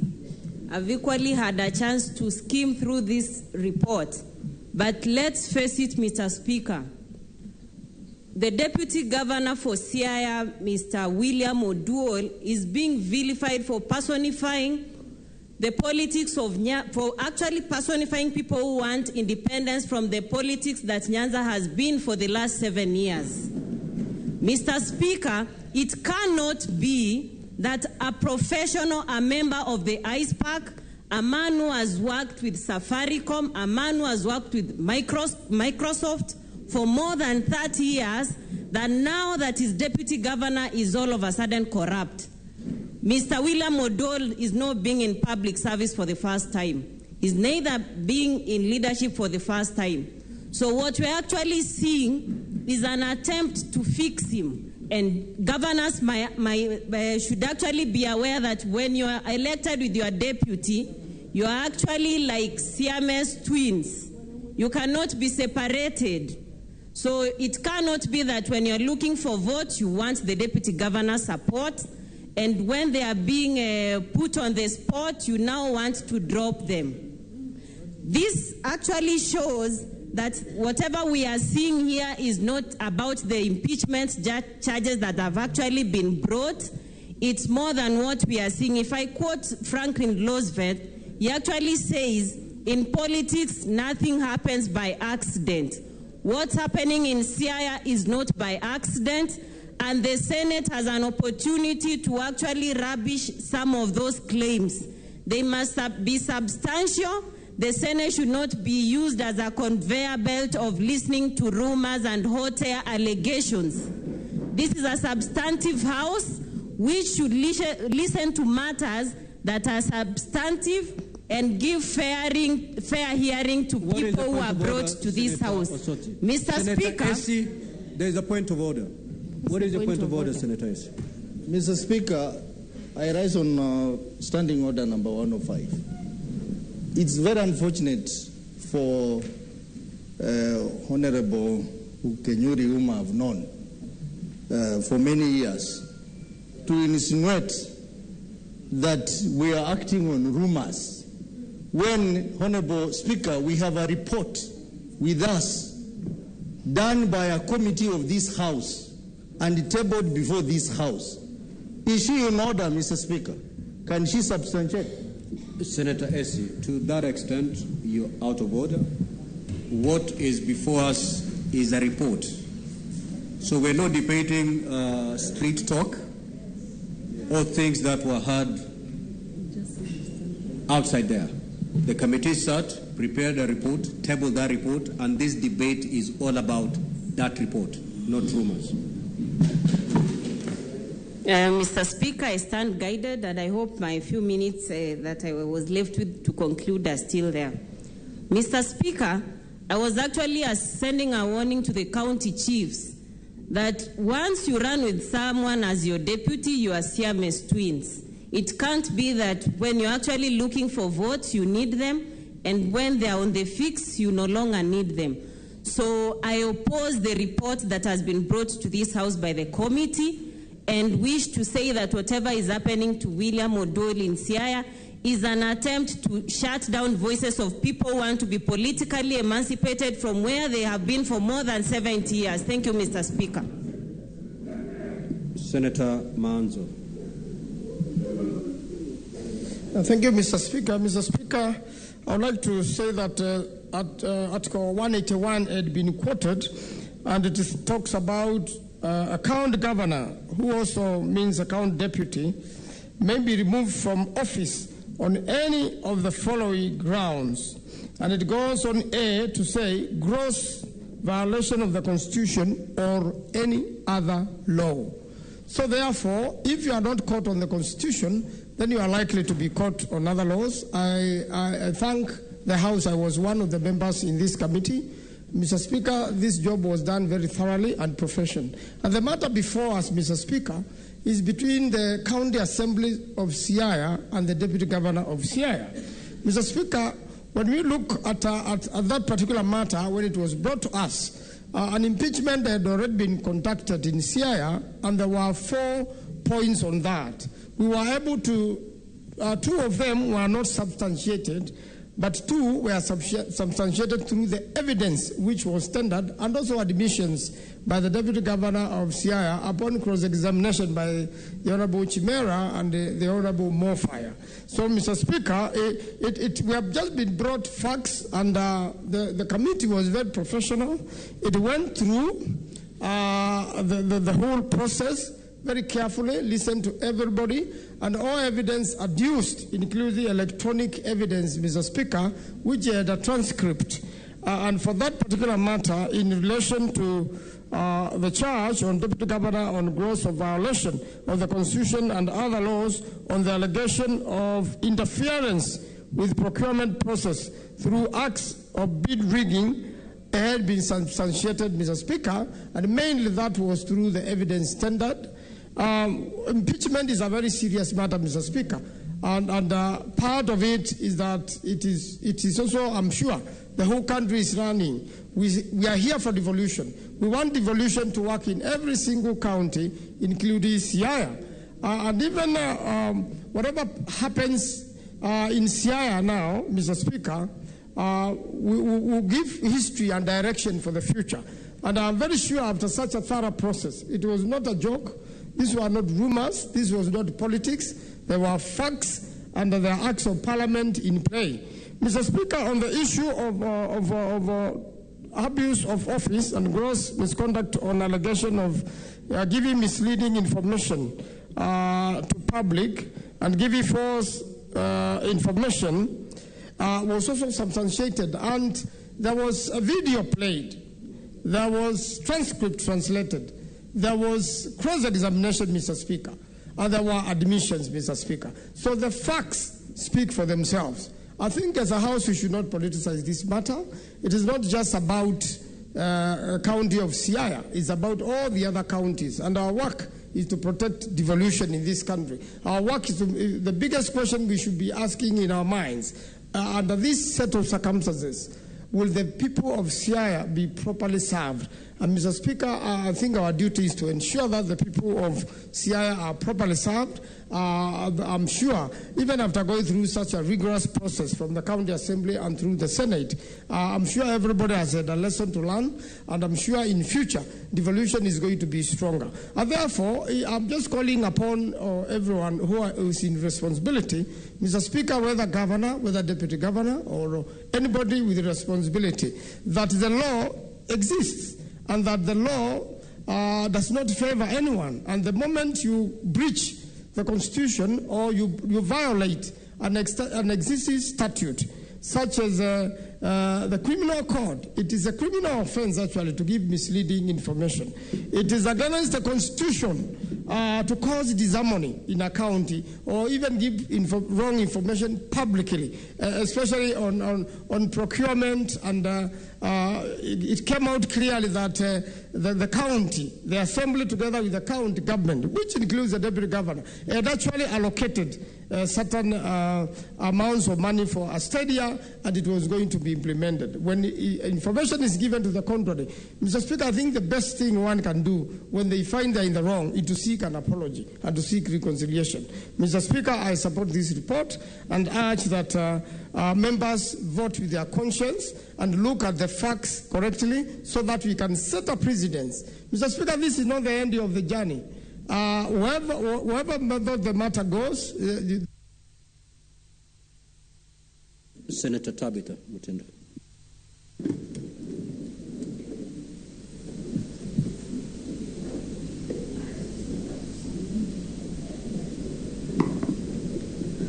Thank you, Mr. Speaker.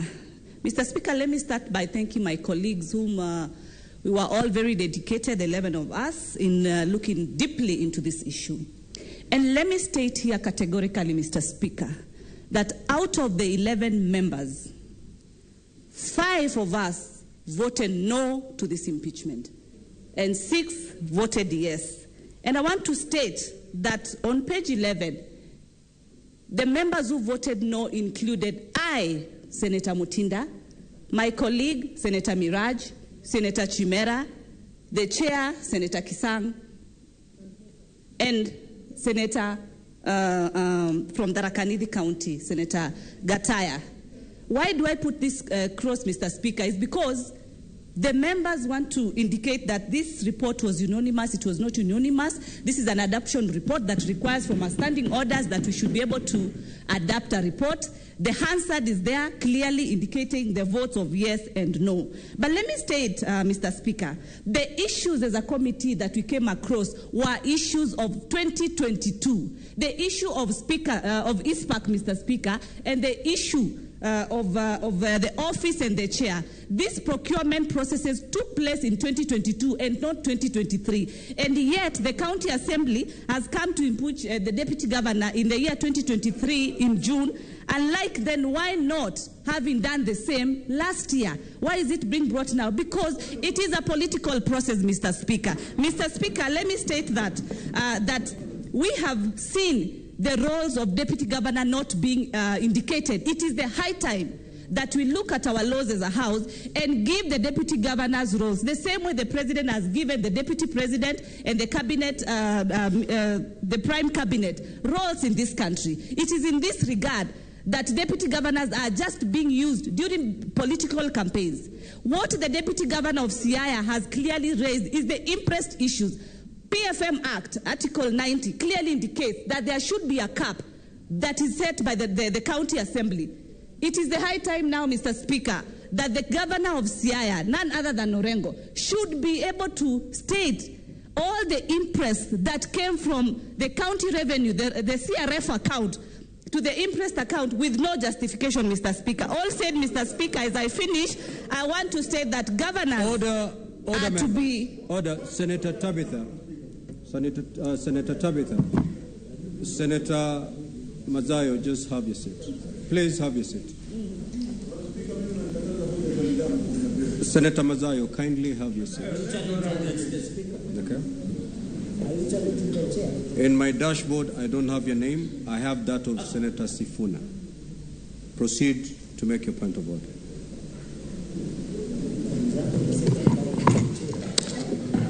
Mr. Speaker, you know that the statements that are made here must be relevant to the discussion that we are having here. Mr. Speaker, you have already given us direction.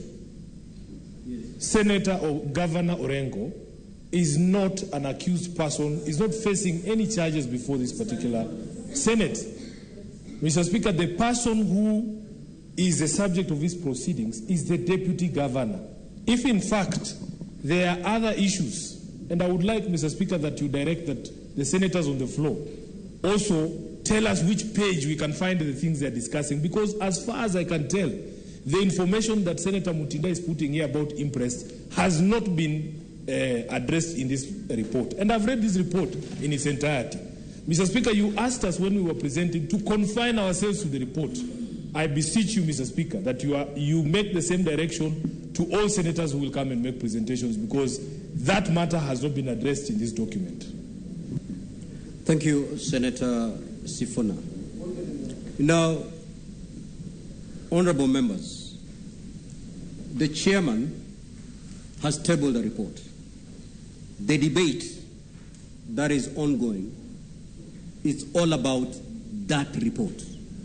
If you had anything in a funeral, that's no subject of debate. So kindly confine yourselves to the report. If a matter is not captured in that report, please do not introduce new matters to this report. Thank you, Mr. Speaker. I stand guided all through. Thank you. But I want to state that as we looked into these issues, there is a very clear letter written appointing the chief officer of finance, clearly indicating that the officer should report to the deputy governor. And I want to thank the governor on that particular point, because at the beginning of the county assembly of, the county of Siaya, the governor was working very well with the deputy governor, and in that regard, he gave him roles. And why? Mr. Speaker, because he's an expert matters finance. And that is how we were able to come across and be able to see all the financial matters that the deputy governor had raised. The deputy governor, it is good this house to note that he was the chair of the pending bills committee, a very key committee, because as a vice chair of finance, we are dealing with issues of pending bills in this country. And it is the high time that when we have committees at the county levels that are able to look at the key issues, the priorities of the suppliers who need to be paid in this country, what is wrong and the role that the deputy governor played. He was the chair of that committee. He was able to submit with the relevant to the relevant committee. He was not sitting alone, because as a chair, then you sit with members. It was not his decision alone. It was a committee's decision. And in that regard, he was able to execute his mandate. All these things that happened actually months ago. It is in this time that out of frustrations, he spoke. Yes, he has a right to speak. There's freedom of speech. The deputy governor stood out and spoke. Then I asked if he was wrong. Then why did not the governor not come out and say, my deputy is telling you the wrong thing and this is the right thing? Nobody spoke and countered the deputy governor in that regard. So in a nutshell, Mr. Speaker, what... Senator Beatrice Akinyi.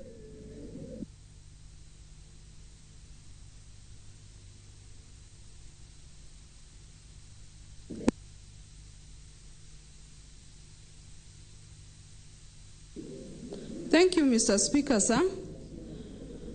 I rise to support the report tabled here by the chair of the impeachment committee that includes Senator Tabitha Mutinda. And as I begin, I sympathize with my sister, Senator Mutinda, because I see her struggling to exonerate her signature, which is very clear on page 11, and probably to people that are not in this sitting, Honorable Speaker. Honorable Speaker, I also heard Senator AC talk so well about CVs of the Deputy Governor of Siaya, and I thought Senator AC should know that with such CVs that she refers to, then the Deputy Governor should not fall prey to issues of gross violation of the Constitution and abuse of office. Honorable Speaker, senators have talked here about fights, and we say the fights are very unnecessary. Why do I say so? Everybody should know which seats they are going for when elections are called. If you are a deputy, you go for a deputy governor. Do not for once imagine that once you are elected with the governor, then you will be the governor once you are in office, because the offices are as different as day and night. And Honorable Speaker, I refer you to the County Government Act and the county executive functions that spells out the functions and powers of the governor. The powers are spelled out in Part 5. But, Honorable Speaker, coming to the Deputy Governor, the Constitution is very clear that the Deputy Governor shall deputize for the Governor. At no time did the Constitution intend the Deputy Governor to be a governor of a county.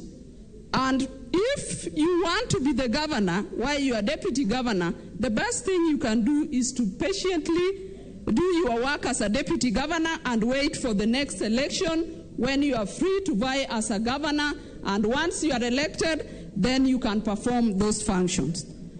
Honorable Speaker, the duties of the governor, deputy governor, as I say, are very clear. That the governor may assign the deputy any other portfolio as stipulated in the Constitution. And Honorable Speaker, I do not expect that this Senate is going to exonerate the Deputy Governor of Siaya having violated the Procurement Act, which to me is criminal and not only an issue of integrity. Honorable Speaker, other speakers, I listened here as even the whip lectures on the constitutional rights of the Deputy Speaker, but those rights are the same as the rights of the people of Siaya that have clearly been spelled out by the discussions that were in the County Assembly of Siaya, who are representatives of the people of Siaya. The people of Siaya have spoken through their representative, and this Senate must listen to the people of Siaya. This Senate must also take note of the report of the Senate committee that has just been tabled, Honorable Speaker. And Honorable Speaker, I've said in future, let people go for the seats that they require. Honorable Speaker, even nationally here, we have had a deputy president who talks about the principle of shareholding.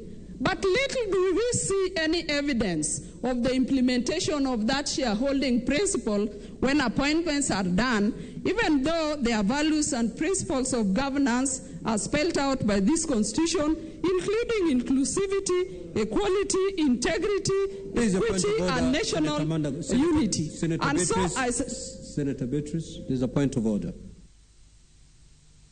My point of order is on Standing Order number 105, responsibility for statement of fact. Is the Honourable Senator in order to discuss the Deputy President who has not been mentioned in any section of this report, Mr. Speaker?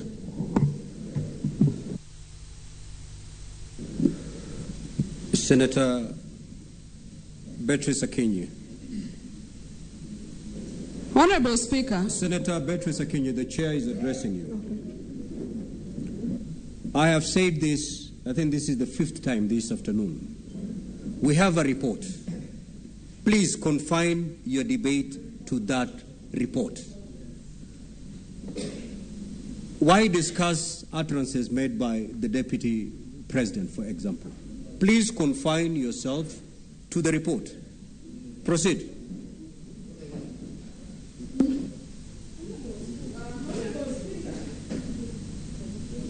If at all you have any minute left. Honorable Speaker, I made reference and I did not discuss anybody. I made reference to statements that have been made in the public. And Honorable Speaker, I'm only stating that officers should go for seats that they want and not go for seats and in 2 months' time want other seats that they do not have. Honorable Speaker, I support the report of the committee presented in the Senate. Senator Murango.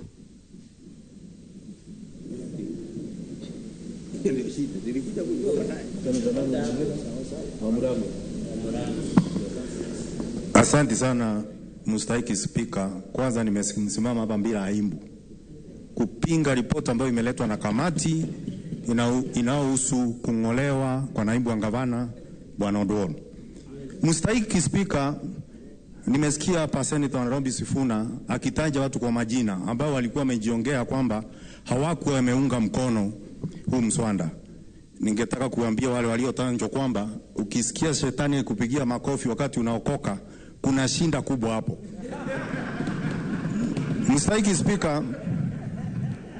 Mstahiki Spika, sheria ya usimamizi wa fedha 158 inasema wazi ya kwamba afisa mhasibu mkuu katika kaguzi la county ni gavana mwenyewe. Masuala ya kiti ambayo inasemekana kwamba Bwana Oduol aninunua, hiyo ni swala linafaa kuulizwa gavana wa Siaya, lakini sio naibu wake. Na ningetaka tusijifanye manafiki hapa. Ningetaka kuuliza kiongozi wa chache katika upande wa Azimio asimame kama anajua bei ya kiti ambayo amekalia. Na kama anajua, mstahiki Spika, tutajua pia naibu wa gavana katika katuzi ya Siaya hako na makosa. Kama ajui, itakuwa ni makosa kumwekelea mwenzake kusema na makosa na hali yeye hahusiki katika ununuzi wa bidhaa katika katuzi la Siaya. Senator Mazayo. Senator Murango, it was indeed out of order for you to refer to Senator Mazayo, asking him whether he knows the value of that seat he sat on. Whether he knows or not, it is not material to this debate. Proceed. Ningeuliza Senator Sifuna utulie muhenga usikiza msara. Asante sana Mstahiki Spika, ningetaka kusema kwamba kuanzia mwaka wa 2017 mpaka mwaka wa 2022 nimekuwa mwakilishi wandi MCA na majority leader la katuzi la Kirinyaga. Mstahiki Spika, naibu wa gavana wananyanyaswa sana na magavana ambao wako kwa mamlaka. Na venye wananyanyasika, mstahiki Spika, wale hata hawezi ongea kitu mahali popote, Hata saa hii ukiuliza maseneta kama wanajua manaibu mangavana kama 5 hawawezi kusema, Mr. Speaker. Na sasa nasimama hapa nisiwe moja wa kutumika katika huu mradi wa Azimio wa kumngoa naibu wa gavana wa Siaya, mimi nikiwa ni senator wa Kirinyaga. Mr. Speaker, Senator Murango, please don't invite trouble. Certainly, you're out of order, and proceed to retract the statement where you are referring this impeachment process as a project of Azimio. Retract that statement. Mr. Speaker, kwa heshima kubwa naondoa ile maneno ambayo nimesema hapo hapo awali.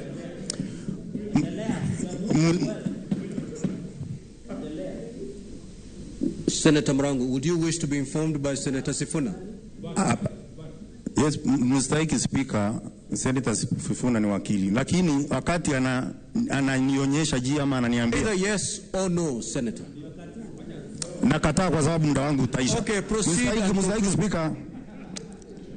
Mr. Speaker, ningetaka niseme ya kwamba katika maamuzi ambayo inafanywa na hii seneti ni vizuri ifanywe kwa njia ya haki, kwa sababu Waswahili wanasema katika mahakama ya mbuzi ya fisi, mbuzi hapati sheria, hawezi kupata haki.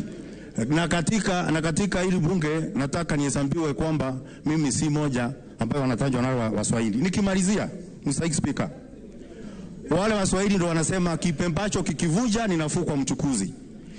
Inaonyesha wazi kwamba kinachovunja katika kaunti gatuzi la Siaya ni uongozi wa Siaya, lakini sio wandogo ambao wameletwa hapa kutolewa kafara ili kufurahisha wachache.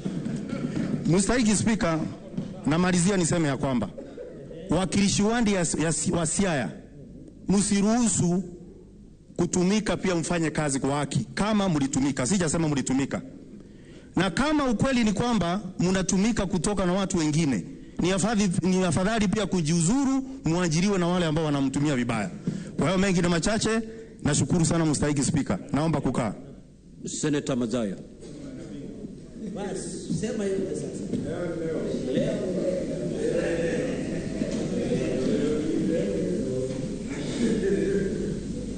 Asante Bwana Spika. Bwana Spika, la kwanza nataka kuwapatia kongole wale ndugu zetu walioketi katika hii kamati. Wamefanya kazi muhimu na wamefikisha mwisho. Umuhimu wa hii kamati yetu,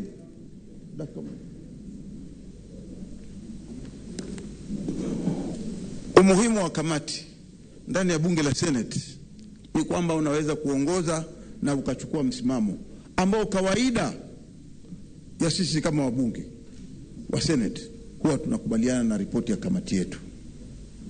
Na jambo zuri ni kwamba ripoti hii inayoongozwa na Kipsang akifuatiwa na Montet kama naibu wake ni ripoti ambao wameiandika kwa hali ya juu sana.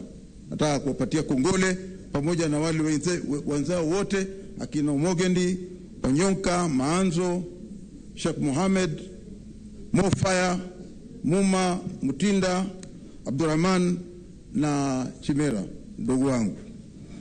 Nataka kusema ya kwamba ripoti ikiandikwa kama hivi na wakikubali. Senator Nyamu and Senator Kenyo, kindly take your seats. Na wakikubali ni kwamba ni ripoti mwafaka. Mimi nataka kusema ya kwamba tu hii kamati imefanya kazi yake na watu hawa 11 wamepata kwamba kuna hatia. Na si moja peke yake, hatia zimepatikana ni 2, makosa mawili. Kosa la kwanza na kosa la pili. Kawaida kosa likipatikana hata moja katika kamati kama hii, wakipata kosa, wakileta hapa, Senate huwa inaunga mkono kosa lile na yule mtu huwa anafaa kuachishwa kazi. Bwana Spika, tunaona ya kwamba kunao muhimu ya kwamba katika ile chaji ya kwanza ambao ni mambo ya kununua bidhaa za kaunti, na kulikuwa na utendakazi kinyume na ile sheria inayotambuliwa ya procurement. Bwana Spika, nataka kuuliza swali moja. Katika viti vyote hivi vinavyoketiwa na wakubwa, sijasikia kiti ambacho kinachukua zaidi ya milioni 1. Na kiti hicho kililetwa katika kamati na kama kithibitisho na kila mtu alikiona, itakuwa jambo la kusikitisha sana hivi leo ikiwa tutaangalia kiti kama kile kikiwa kimeenda na milioni 1.1 ya zile pesa. Itakuwa jambo la kusikitisha sana.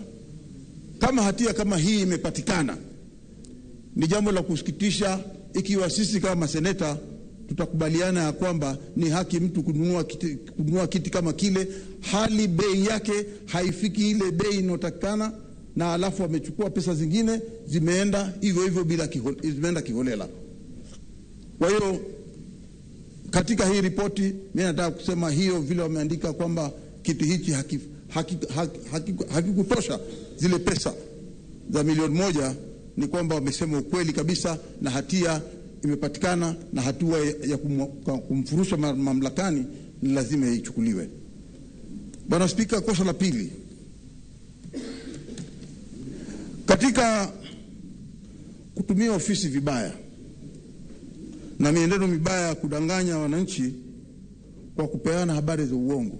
Bwana Spika, hili ni jambo la kutisha na jambo la kusikitisha zaidi, ya kwamba wewe ukipewa mamlaka, tuna imani ya kwamba unaweza kuendesha yale mamlaka yako kisawasawa kulingana na sheria. Kama tunavyoona huyu bullfighter, yeye ana represent watu wa Kakamega kisawasawa, hayuko kwenye ripoti, lakini mimi nasema ana represent kisawasawa. Lakini hivi leo kutumia mamlaka kwa njia mbaya, kutumia mamlaka kwa njia ya kusambaza uongo, mimi naona ya kwamba ikiwa kosa kama hili limepatikana wa kuweza kusambaza hizi habari kwa njia ya uongo, mtu muongo anaweza kuleta shida kubwa sana ndani ya kaunti. Kuongea mambo ya uongo unaweza kufanya watu wakapigana, unaweza kufanya mambo watu wakauana, unaweza kufanya mambo ambayo yanaweza kutenda vitu ambavyo wewe huwezi kuvitetea tena wakati vikiwa vimetendeka. Kwa hiyo tunasema tu ya kwamba hii ripoti tuiunge mkono na tukubaliana ya kwamba afurushwe mamlakani, atoke kwenye hali mamlaka ya naibu wa ugavana. Senator Fatuma Oduol.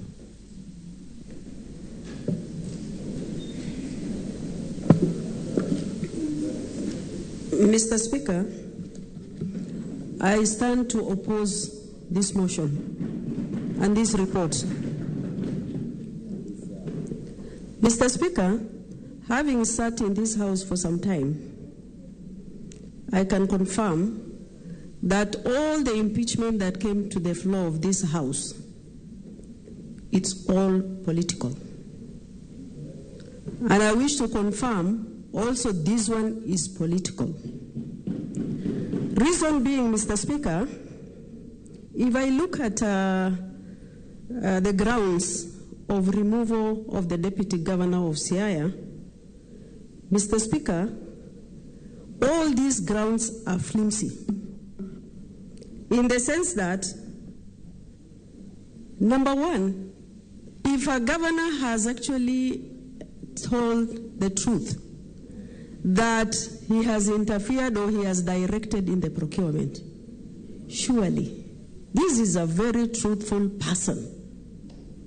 And the best that the County Assembly of Siaya should have done, they should have abandoned this particular person. And Mr. Speaker, this ground does not actually amount to impeachment, which clearly shows that Siaya County, they want to kill the political career of one deputy governor of Siaya County. The second ground, Mr. Speaker, if you look at it, is actually misleading the public. All politicians mislead the public or say information that are not fruitful. Mr. Speaker. What is your point of order, Senator Sifuna? Mr. Speaker, on statements of fact, I don't know what evidence Senator Oduol has that, in fact, all politicians mislead the public. I want to be shown the data, the statistics, because it is not fair, Mr. Speaker, to blanket condemn everyone, including myself, who is also a politician. I would want to see that data, Mr. Speaker, so that we can tell with certainty that she knows what she's speaking about. Senator Oduol, you cannot make a blanket condemnation on a whole class, the politicians. Maybe you know a few, but it cannot be all of them. Mr. Speaker, let me rephrase it.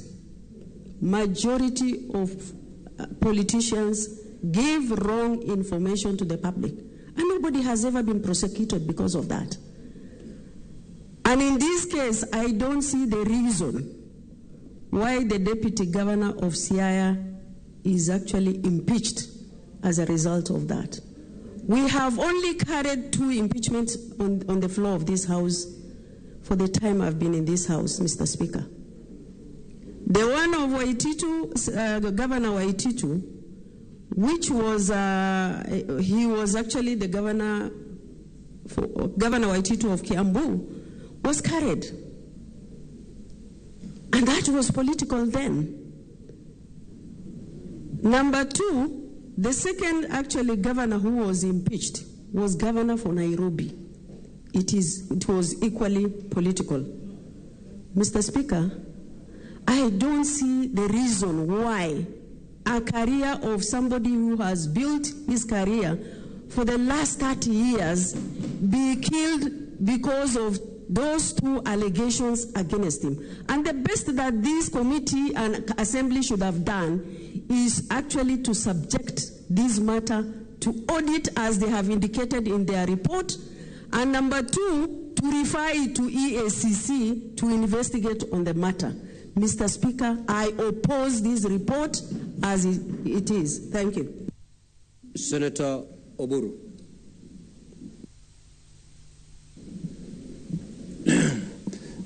Thank you, Mr. Speaker, sir, for the opportunity. Mr. Speaker, I stand to support this report. And Mr. Speaker, when I read the report and saw on page 11 the names of all the members of the special committee, Mr. Speaker, I thought that this was a bipartisan report which included everybody. Mr. Speaker, this is because I did not see any appendage of a minority report. Because when a report is made and it is voted and there is majority and there is minority, the cardinal principle of democracy is that the minority will have their say, but the majority will have their way. And Mr. Speaker, when the minority have their way, if you have very strong feelings against what the majority have passed, then you draw a minority report and attach to the report. But we did not see such. Mr. Speaker, it is very surprising that on the floor of the House, I see members now trying to drag us through who voted where. Mr. Speaker, really, how would we know? Because it is not in the report. Whether you voted this way or you voted, what we have seen is a report signed by all the 11 members of the committee. Mr. Speaker, this is a very painful process for us as the people of Siaya. Mr. Speaker, as a senator of Siaya, when these things started, it started as a joke. I thought that this was just a very small issue between the governor and his deputy. And this matter started coming into the public. But then it just grew bigger and bigger, and the deputy governor went haywire, making very, very many allegations, which of course were not proven. But it was very surprising, Mr. Speaker. I tried to intervene. As a senator, I would really not just sit by and watch the executive quarreling, which actually results into non-delivery of service or very, very sketched delivery of service by the executive to the people. Because our mandate is given or donated by the people of Siaya. And the people of Siaya expect to get services from the executive of Siaya. And Mr. Speaker, when there is a quarrel between the two giants, or when the two bulls are fighting, Mr. Speaker, it is the grass that suffers. And the grass is the Siaya people. And I'm pleading with the Senate. Mr. Speaker, I'm pleading with the Senate. And if you don't go by the report, the recommendation of this report, it will mean that the deputy governor will go back to his office. And when he goes back to his office, I don't know, Mr. Speaker, what we expect. How you expect the governor to work with the same deputy who has besmirched his name and has done whatever, pulled it through the NAMAD, and this matter is now before us. We are having facts. Mr. Speaker, I don't think there is any bigger offense than being proved to have violated the Constitution of Kenya. I don't know whether there is any bigger offense, and if there is, I don't know. It has yet to be proved to me, but I know in this country, the biggest offense is to violate the Constitution, to contravene, and this has been proved by this committee. Mr. Speaker, I therefore would like to plead with my colleagues that please, Siaya people are part and parcel of Kenya. They are shareholders. Don't. Senator Chirange. Thank you, Mr. Speaker, sir, for this opportunity.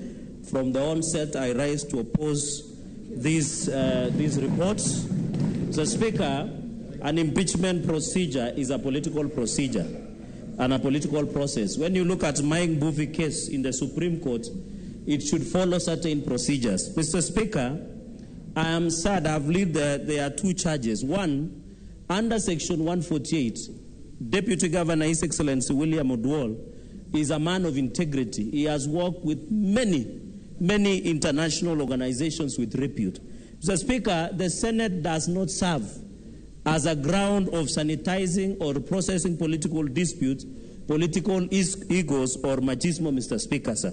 Mr. Speaker, sir, when the great people of Siaya, which is over 500,000, went to polls, they elected our brother and my good friend, Senior Counsel, Governor James Orengo, and William Oduol. They are joined at the hip, Mr. Speaker, sir.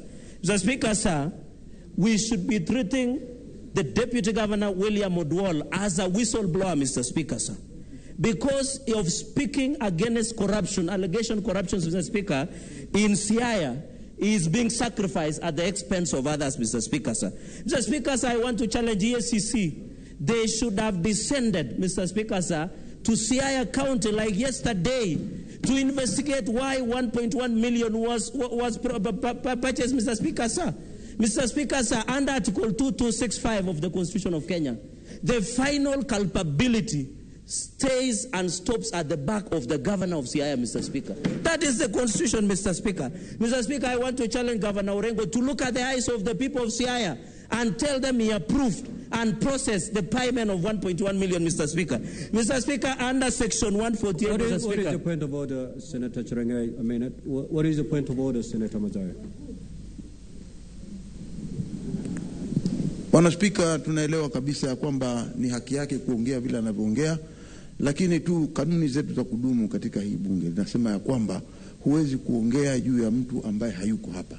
Na wewe umeshafanya uamuzi huo mara nyingi. Kwa hiyo mimi nataka kuuliza, je, ni sawa sawa kwa ndugu yangu Cherargei na anaelewa sheria na amekuwa kiongozi wa ile kamati ya sheria, kuweza kutaja jina la mtu bila kwamba huyo mtu hayako hapa ndani ya bunge kuweza kujitetea?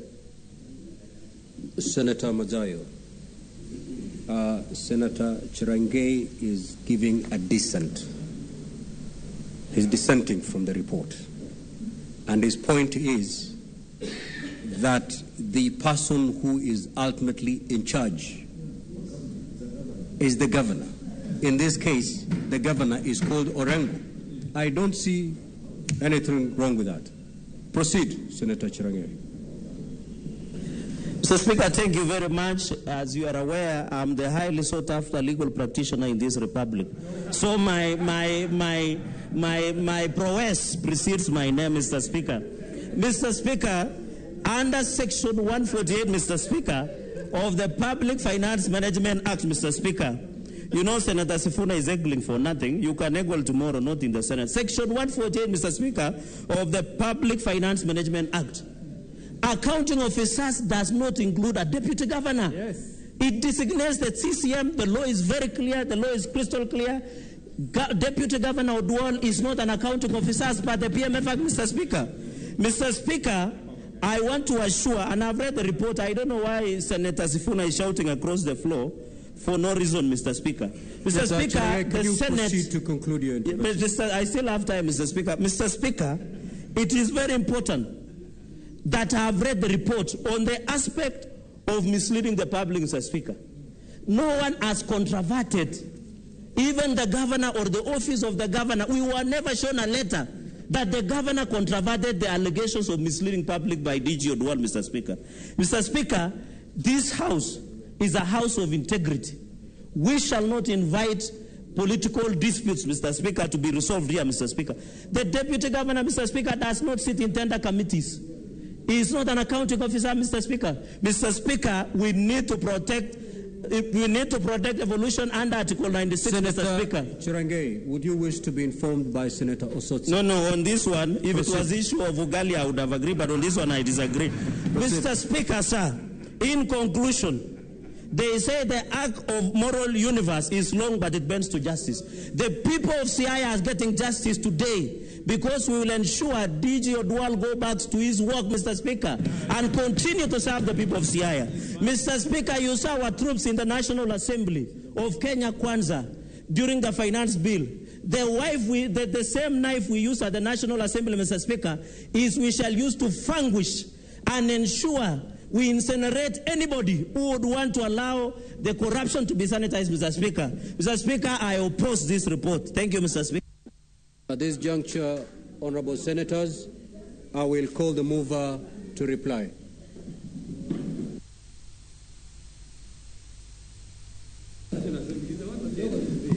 Honorable Speaker, I rise to reply. Honorable Speaker, I want to thank all the 11 members of the special committee.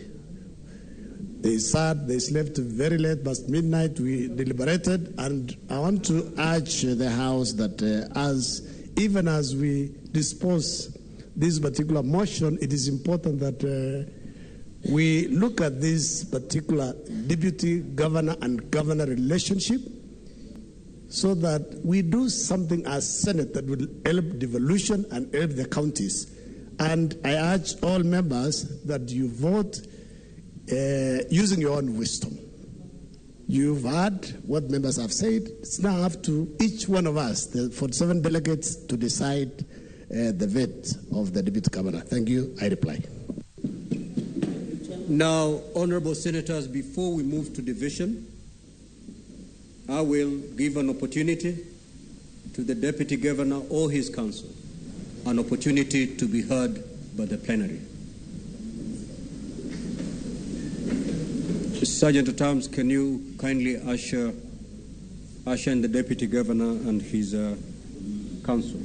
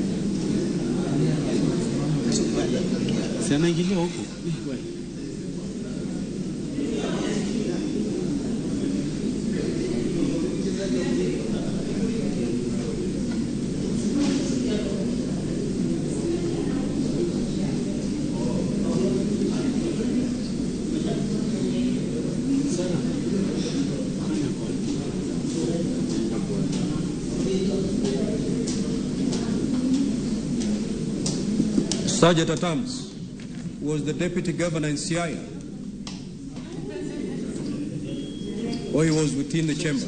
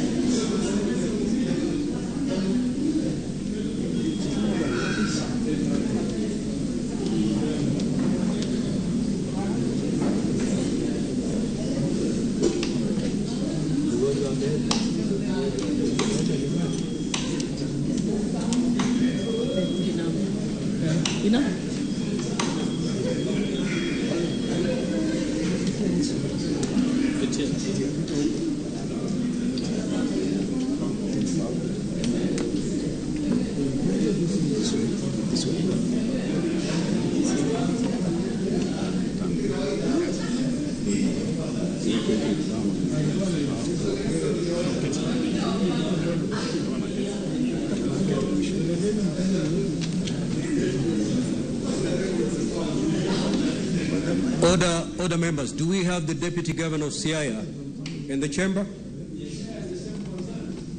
Now, Deputy Governor, you have under 30 minutes to be heard by the plenary. You may do so yourself or through your duly chosen and appointed advocate. The podium is yours.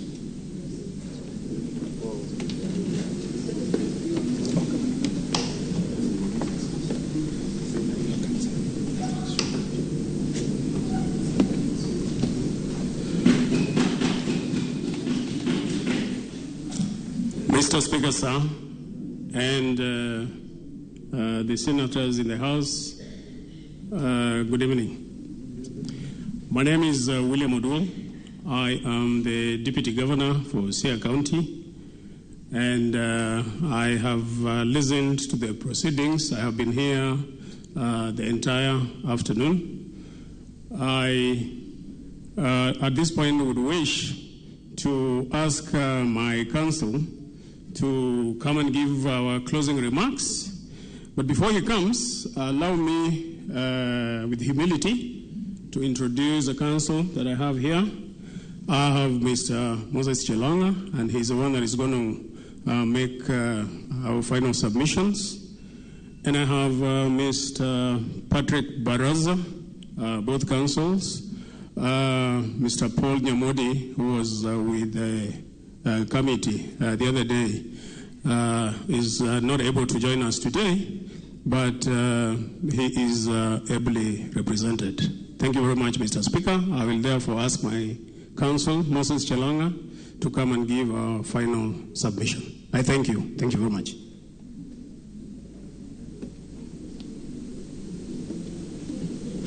Thank you, Mr. Speaker. My name is Moses Chelanga, counsel for the Deputy Governor of Siaya County, Mr. Dr. William Oduol, CPA. I'm told in Siaya those titles are very important to be noted. Mr. Speaker, sir, there was a lot of heavy weather that was made over a chair worth 1.2 million shillings. And there was an allegation or a charge against the governor on bulldozing, bullying, and twisting procurement to ensure that that share was purchased for his benefit. That particular charge, Mr. Speaker, sir, has been found by the committee to be unsubstantiated. And therefore, that drama before the committee, led by the able governor of Elgeyo Marakwet, Mr. Kisang, it was a necessary drama. The committee found that the deputy governor was in no way involved in the procurement process, and he was therefore acquitted in the manner of speaking of that particular charge. Mr. Speaker, I have heard with the deliberation by the members of this House about the relationship between the governor and the deputy governor. And during the committee, the deputy governor said that they had a very good camaraderie, good working relationship with his boss, Senior Counsel James Orengo, whom we hold in a very high regard, especially on this side of the divide whereby we practice law. And he made a very interesting remark that they used to put on matching suits. And it was a comment that is not our first time. We've had an interesting story of people putting on matching suits, and it ends up into another quagmire. Mr. Speaker, I would just want to make two remarks. One is that the deputy governor has been found on the accounts of bullying, intimidation. That charge was substantiated. But at the same time, the committee found that this particular governor, or deputy governor, sorry, for that matter, interfered with procurement. On one side of the mouth, the committee says that the governor did not intimidate anyone, did not bully anyone, did not twist anyone. Then on the other side, it says he interfered with procurement. How does that sit before this particular House? How is that the integrity of that report? Because it is a house of record. And we will read it. Our children will read it. It will be subjected to debate in this House and the House before. So I would also want this full House to also consider that particular recommendation by the House. It has been submitted also that this is a political process. Yes, it is. It is legal and political process. And I would like the Speaker and the House to revisit the answer of 26th of June 2020. That is the re-impeachment of the governor of Kirinyaga then, who is now the Council of Governors chairperson, and Waiguru. And once profound submissions that were made by our senior colleague, which incidentally is also is not a subject of these proceedings, but I'm just quoting it, is that Honorable James Orengo, Senior Counsel Senator of Siaya then, made remarks and said, and made a reference to the Bible, that the story of Herod and Herodias, and said that when this beautiful girl who danced to the king, and the king asked, I can grant you anything you want. And then went to the mother, Herodias, and Herodias said, I want the head of John the Baptist. But because the king had made that promise, the head had to be delivered. And that's how John the Baptist was beheaded. And my senior colleague made humble submissions that we know who wants the head of Waiguru. This House should make that profound vision, and I submit we know who wants the head of James Oduol in a platter. So in this case, I make and I submit that this House should vote in the negative for the impeachment of Senator William Oduol. Sorry, Mr. Speaker, Deputy Governor Honorable William Oduol. Because politics happen. Harry Truman once said that in Washington politics, if you want a friend, get a dog. So there's no friendship. But you see, we should not sacrifice our constitution for political expediency because the boss doesn't want his deputy. Then we can throw him under the gallows. No. And the law is very clear. Submissions have been made before the committee, in this House, and even in the Supreme Court in the case of Mike Mbuvi Songo, the most recent case in the Supreme Court. they set out a threshold of impeachment. Gross violation. Not every violation is gross, and I'm sure the Speaker and the members will consider that. Finally, Mr. Speaker, is that on the issue of the role of governor and the deputy governor, which members have heavily made submission about it, is that this role needs to be submitted and needs to be reviewed by you as honorable members of this House, because it's your role to defend devolution. Because under Article 179, no one knows what is the role of the deputy governor. He's saying he's the deputy chief executive officer. Article 33(2), I think, says that you will do any other role that he may be assigned by the governor. And on this particular matter, there was a letter that the governor wrote to the chief officer of finance, instructing him to be, from time to time, be briefing the deputy governor on issues within that particular department. And in discharge of that particular responsibility, the deputy governor would, from time to time, ask briefing, make suggestions,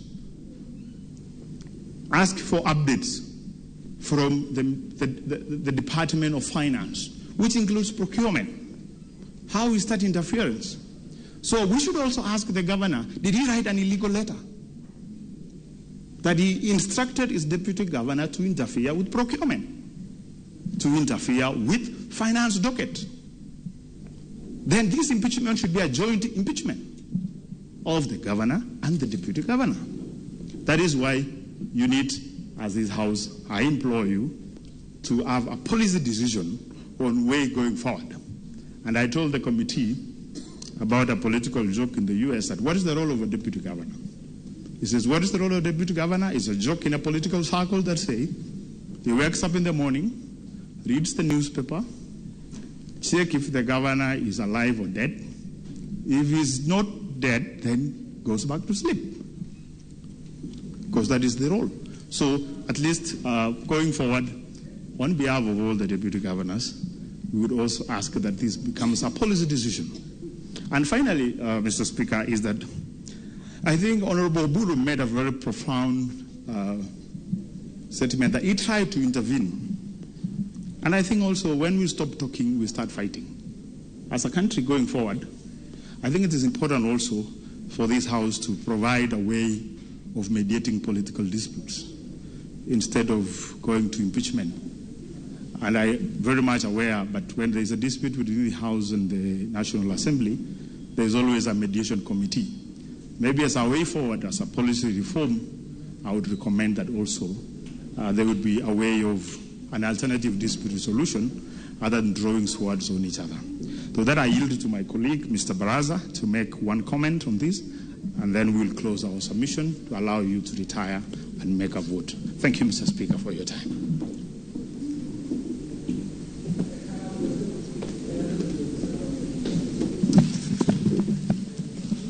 Mr. Speaker and the senators in the House, I'll address two issues.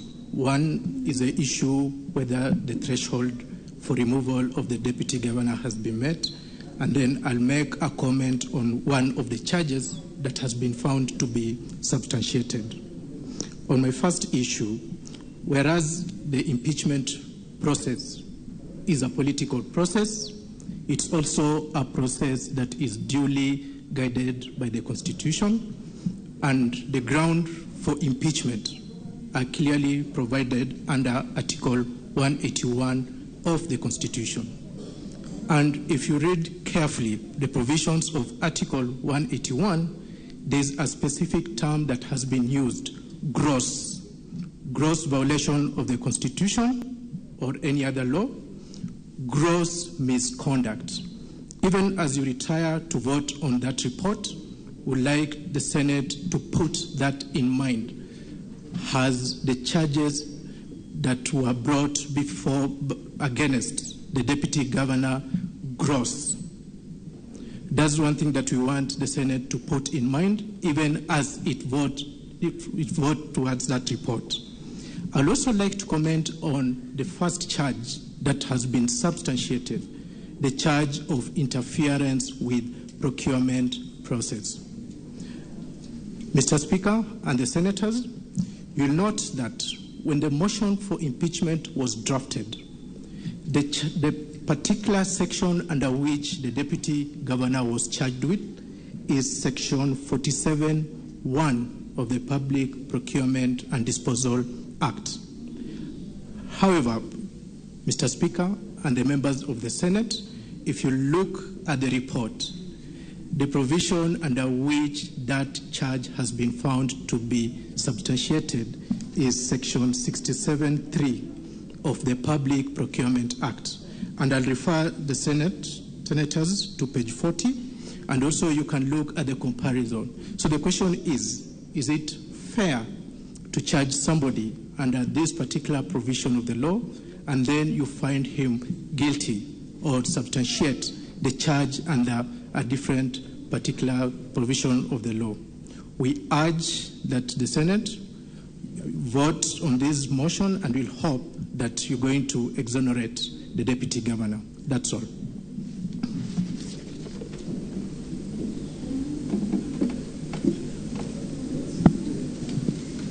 Now, honorable senators, having heard the deputy governor, we shall now proceed to division.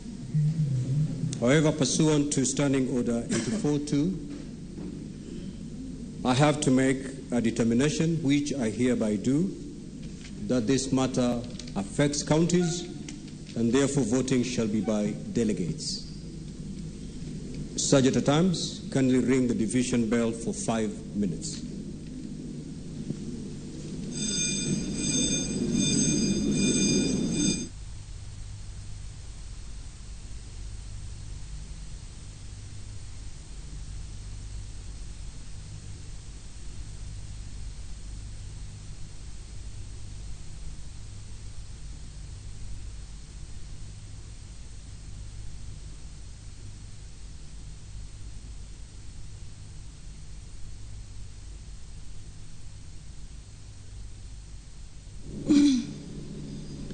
Well, the Speaker of the Senate has directed that the division bell be rung for 5 minutes. Of course, the impeachment hearings for the Deputy Governor of Siaya are coming to the tail end. This is after an afternoon-long debate on these impeachment proceedings. What we have just concluded on is the debate by the members of the Senate on that report by the committee. A number of issues coming up during that particular debate. Of course, with members indicating that the report was voted on unanimously. This means by all the 11 members. Remember, the report has proposed for the impeachment of the deputy governor. However, the House remained divided on which position to take on this matter, as members who were part of the committee indicated that there are some of them who voted no to the impeachment, while some voted yes to the impeachment. But yet again, in a quick rejoinder, various members stood to fault them, indicating that they should or could have come up with a minority report that would have led the House to understand that they are sort of divided in this report, because at the beginning the report indicated, or rather shows, that it was signed by all the 11 members who were agreeing to the impeachment, even though 5 of the members voted no to the impeachment and 6 of them voted yes to the impeachment. Other issues that came up include the position that was taken by different members, with some indicating that this particular situation should fall on the hands of the governor and not the deputy governor if there were any issues on the procurement, if there were any issues that are said to have been abuse of office or gross misconduct within the county government, then should have been taken upon by the governor, perhaps to even raise the alarm to the ethics and anti-corruption body to alert them and have them do an audit on all these. As members indicate that the deputy governor whatever is happening to the deputy governor is a witch hunt, and if there are any cases that detail whatever is happening in the county, then should have been taken up much earlier by the governor and alert the anti-corrupt body to come and handle the issue. But members, being divided yet, indicated that the deputy governor in the report, while appearing before the committee, agreed to have interfered or attempted to interfere with the procurement process, which has actually been the basis of the gross misconduct that members have been quoting in this debate, with some indicating that if there has been such allegation and that has been substantiated, then he is facing an interference with procurement, and then that is a charge that should, send him home, and that there should be no further debate on that. But again, as members have been calling it, that the impeachment process is political, and yet there is the constitutional aspect of it that legal frameworks have to be followed. And that is basically what has been happening throughout since members came back after deliberating or interacting with the report that was submitted by the committee that was mandated to investigate the allegations that were leveled against the deputy governor of Siaya County. Each member had 5 minutes to give out their opinions or to share their views on that particular report. Before this division bell, the deputy governor was given a chance to be heard, and using his legal team, 2 members who were representing him in the legal team, Moses Chalanga and Patrick Baraza, also stood to defend the deputy governor. Well, let's listen in to the speaker.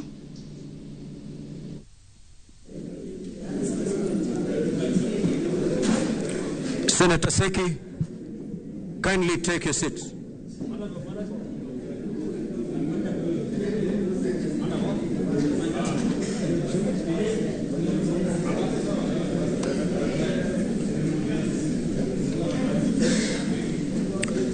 Sergeant at Arms, kindly close the doors and proceed to draw the bar.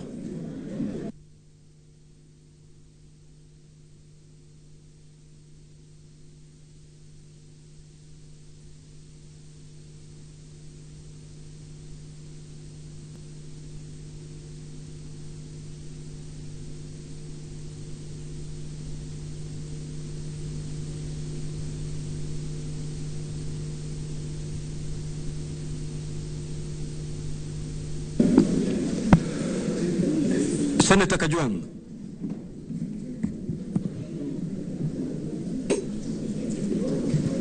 Honorable members, I now proceed to put the question. Senator Professor Tom Ojenda, you're out of order. Have a seat. Take your seat.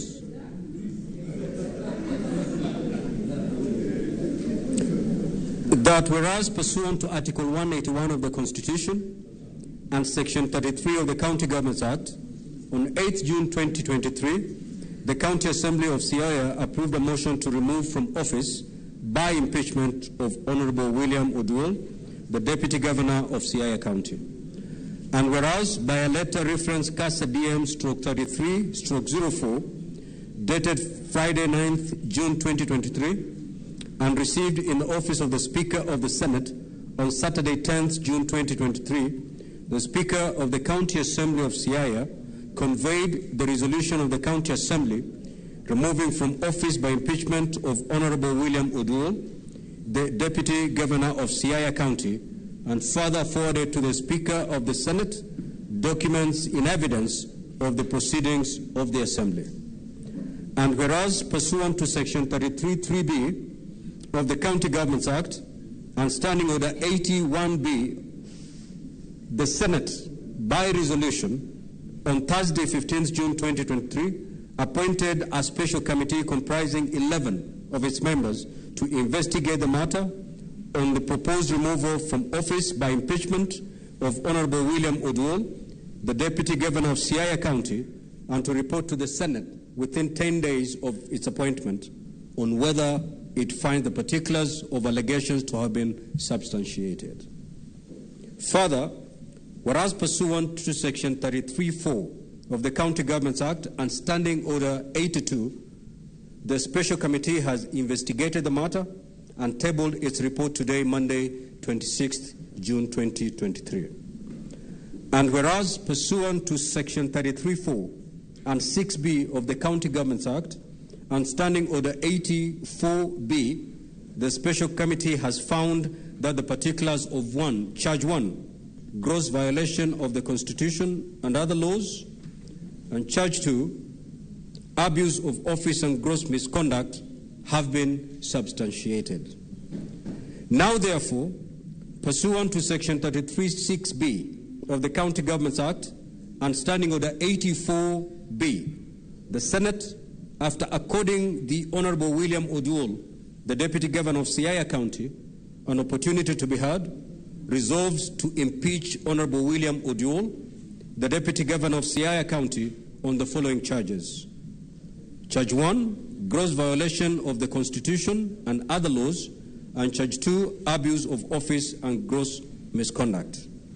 Now, honorable members, this is a hybrid session, and therefore voting will also be hybrid. For those members who are present in the chamber, we will proceed to vote electronically. And for those who are online, they'll also have a chance to vote. Before we proceed with the actual voting, honorable members, kindly remove or log out, and the Sergeant at Arms, kindly take all the cards remaining in the delegate units.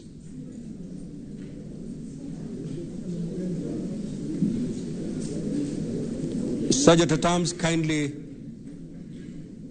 proceed to pick all the cards that are still remaining in the delegate units after the senators have pulled out theirs.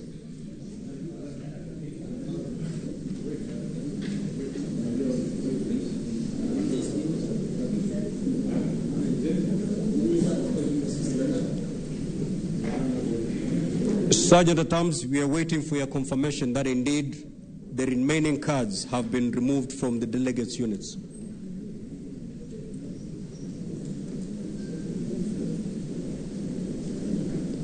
Are we done, Sergeant at Arms? Now, honorable members, kindly proceed to log back into the delegate unit. Proceed to log back. Senator Mogeni, kindly proceed. And Senator Mtata, kindly. Senator Montet, also proceed to take your chair.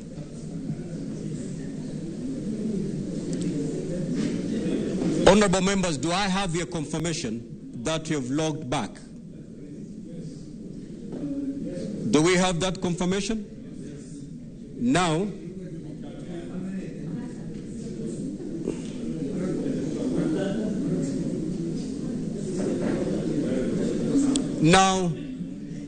honorable members, Senator Boni,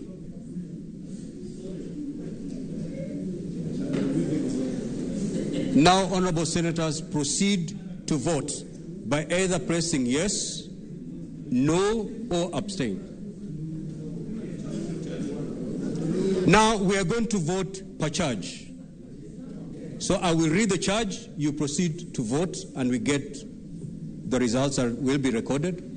And then after that we proceed to charge number 2. So I'll proceed to read charge number 1. Gross violation of the Constitution and other laws.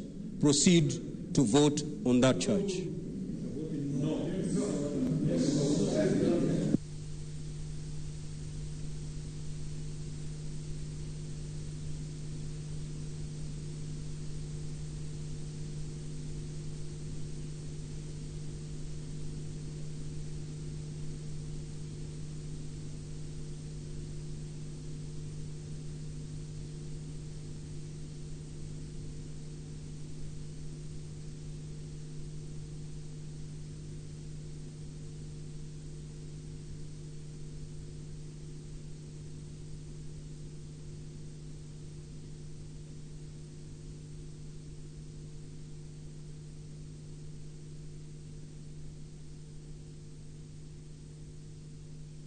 Honorable Senators, Senator Chirange, the session is still on.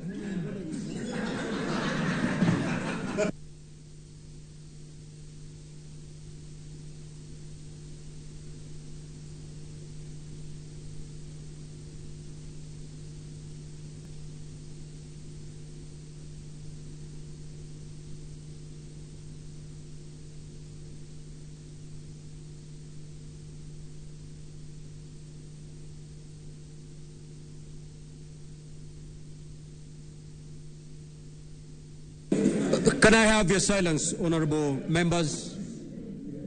Can I have your silence? There are 3 senators who are appearing online, so I need your silence as I call out the names so that they can proceed to vote online. Senator Ledama, proceed to vote.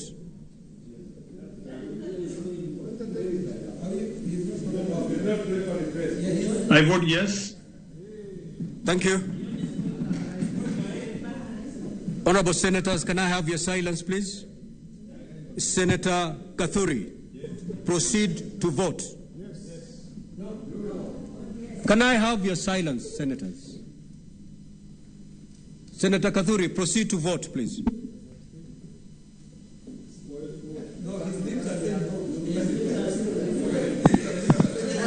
Clerk, can you look at the system, please? We cannot hear the Deputy Speaker. We cannot hear him. If you cannot hear him, Clerk, can you let him write on a sheet of paper so that he can show it on the screen? No, we are not lip readers here. Clerk. So we will move to Mungatana, Senator Mungatana. We will come back to Senator Kathuri. Senator Mungatana, kindly proceed to vote. Mr. Speaker, can you hear me? Yes. Mr. Speaker, greetings from Sierra Leone. I vote no. Thank you.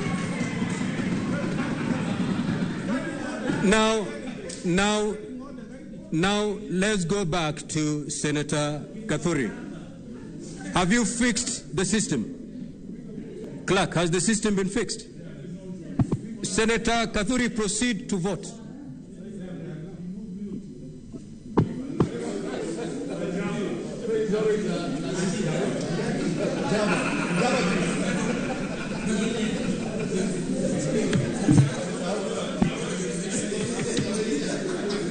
Clerk.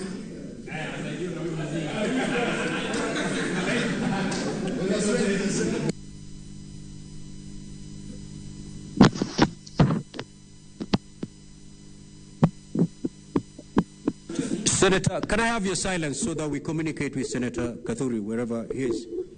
Now, Senator Kathuri, we cannot hear you, but I believe you can hear the chair.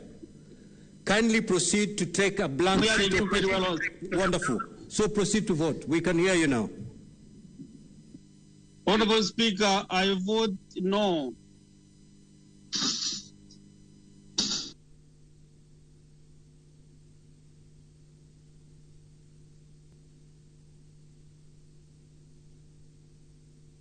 Senator Mofaya Gataya, proceed to come and vote.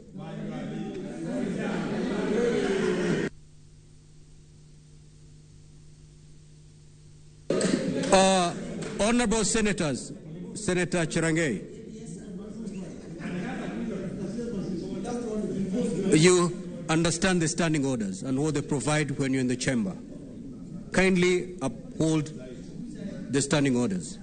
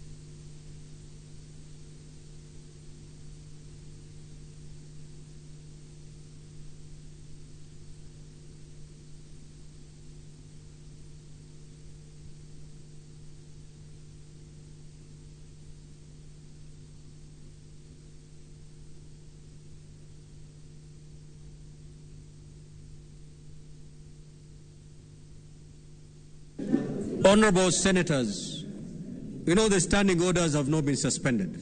This session is live and the standing orders remain in force.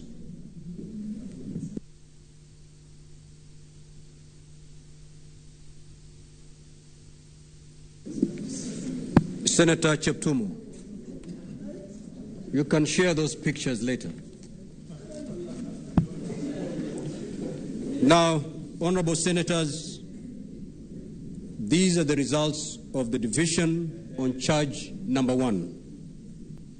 The ayes 16, nays 27, abstention 0. So the nays have it.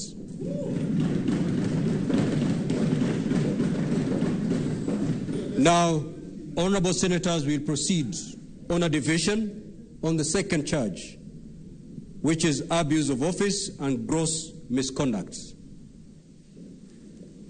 Senators, kindly log in if you've not logged in and proceed to press yes, no, or abstain.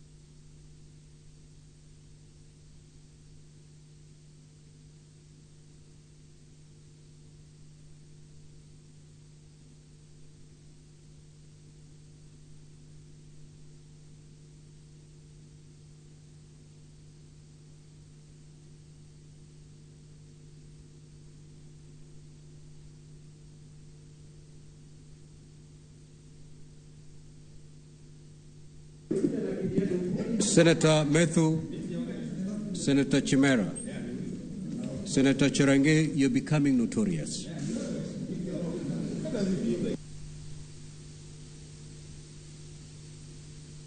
Now, honorable members, can I have your silence to allow the 3 senators who are online to also make their voice heard on this division? Senator Ledama, proceed to vote. Mr. Speaker, I vote yes. Senator Kathuri, proceed to vote. Mr. Speaker, I vote no. Senator Mungatana, kindly proceed to vote. Mr. Speaker, I vote no.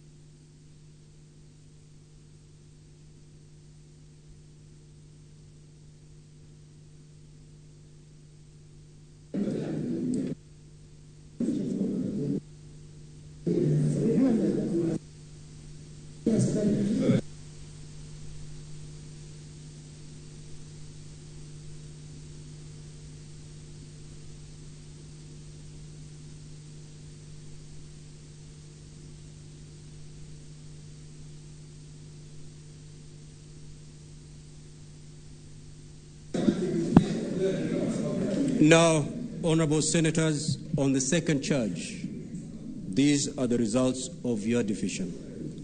Ayes 16, noes 27, abstention 0. So the nays have it.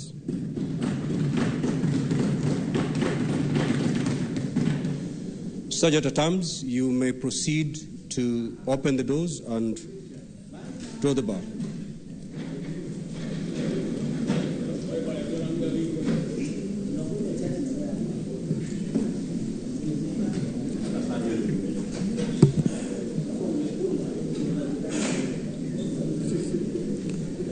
Now, honorable senators, the net effect of these votes is that pursuant to Article 181 of the Constitution, Section 33(8) of the County Government Act, and Standing Order 87 of the Senate Standing Orders, the Senate has failed to remove from office by impeachment Honorable William Oduol, the Deputy Governor of Siaya County, and that the Deputy Governor accordingly continues to hold office.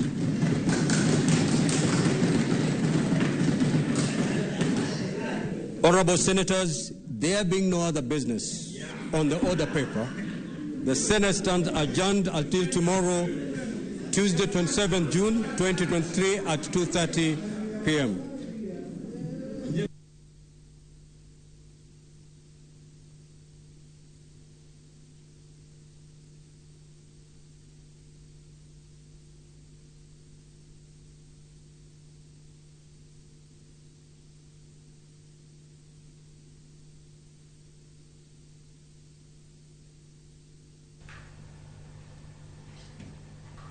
Nyakuramoga juang mano kanyogin picha chiel kachiel koya e Senate kabende ne en ombulu mane dhi mbele kotenre gi mago mano chwal e nyim Senate kotenre gi golo karathicho oko jalup governor ma county ma Siaya William Oduol e apisi kaluwore gi mago mano donjago Nyakuramoga juang kama oting'o tiyo maracha gi chike ma pacho ka bende no donjne kanyo gi tiyo marach gi apise kaka jalup governor ma county ma Siaya bende no donjne gi atiyo ma ok ber gi apise Nyakuramoga juang kendo mae gin gik ma bende no goe ombulu gi MCA the county Siaya od bura ma Siaya no duto MCAs no golo kara no goyo mbulu mar thicho oko governor jalup governor William Oduol e apisi kata kama Nyakuramoga juang mane ok nyal dhi mbele kapoka senator onyiso kata oketo ler makare kotenre gi chike mapacho ka nyaka Senate mapacho ka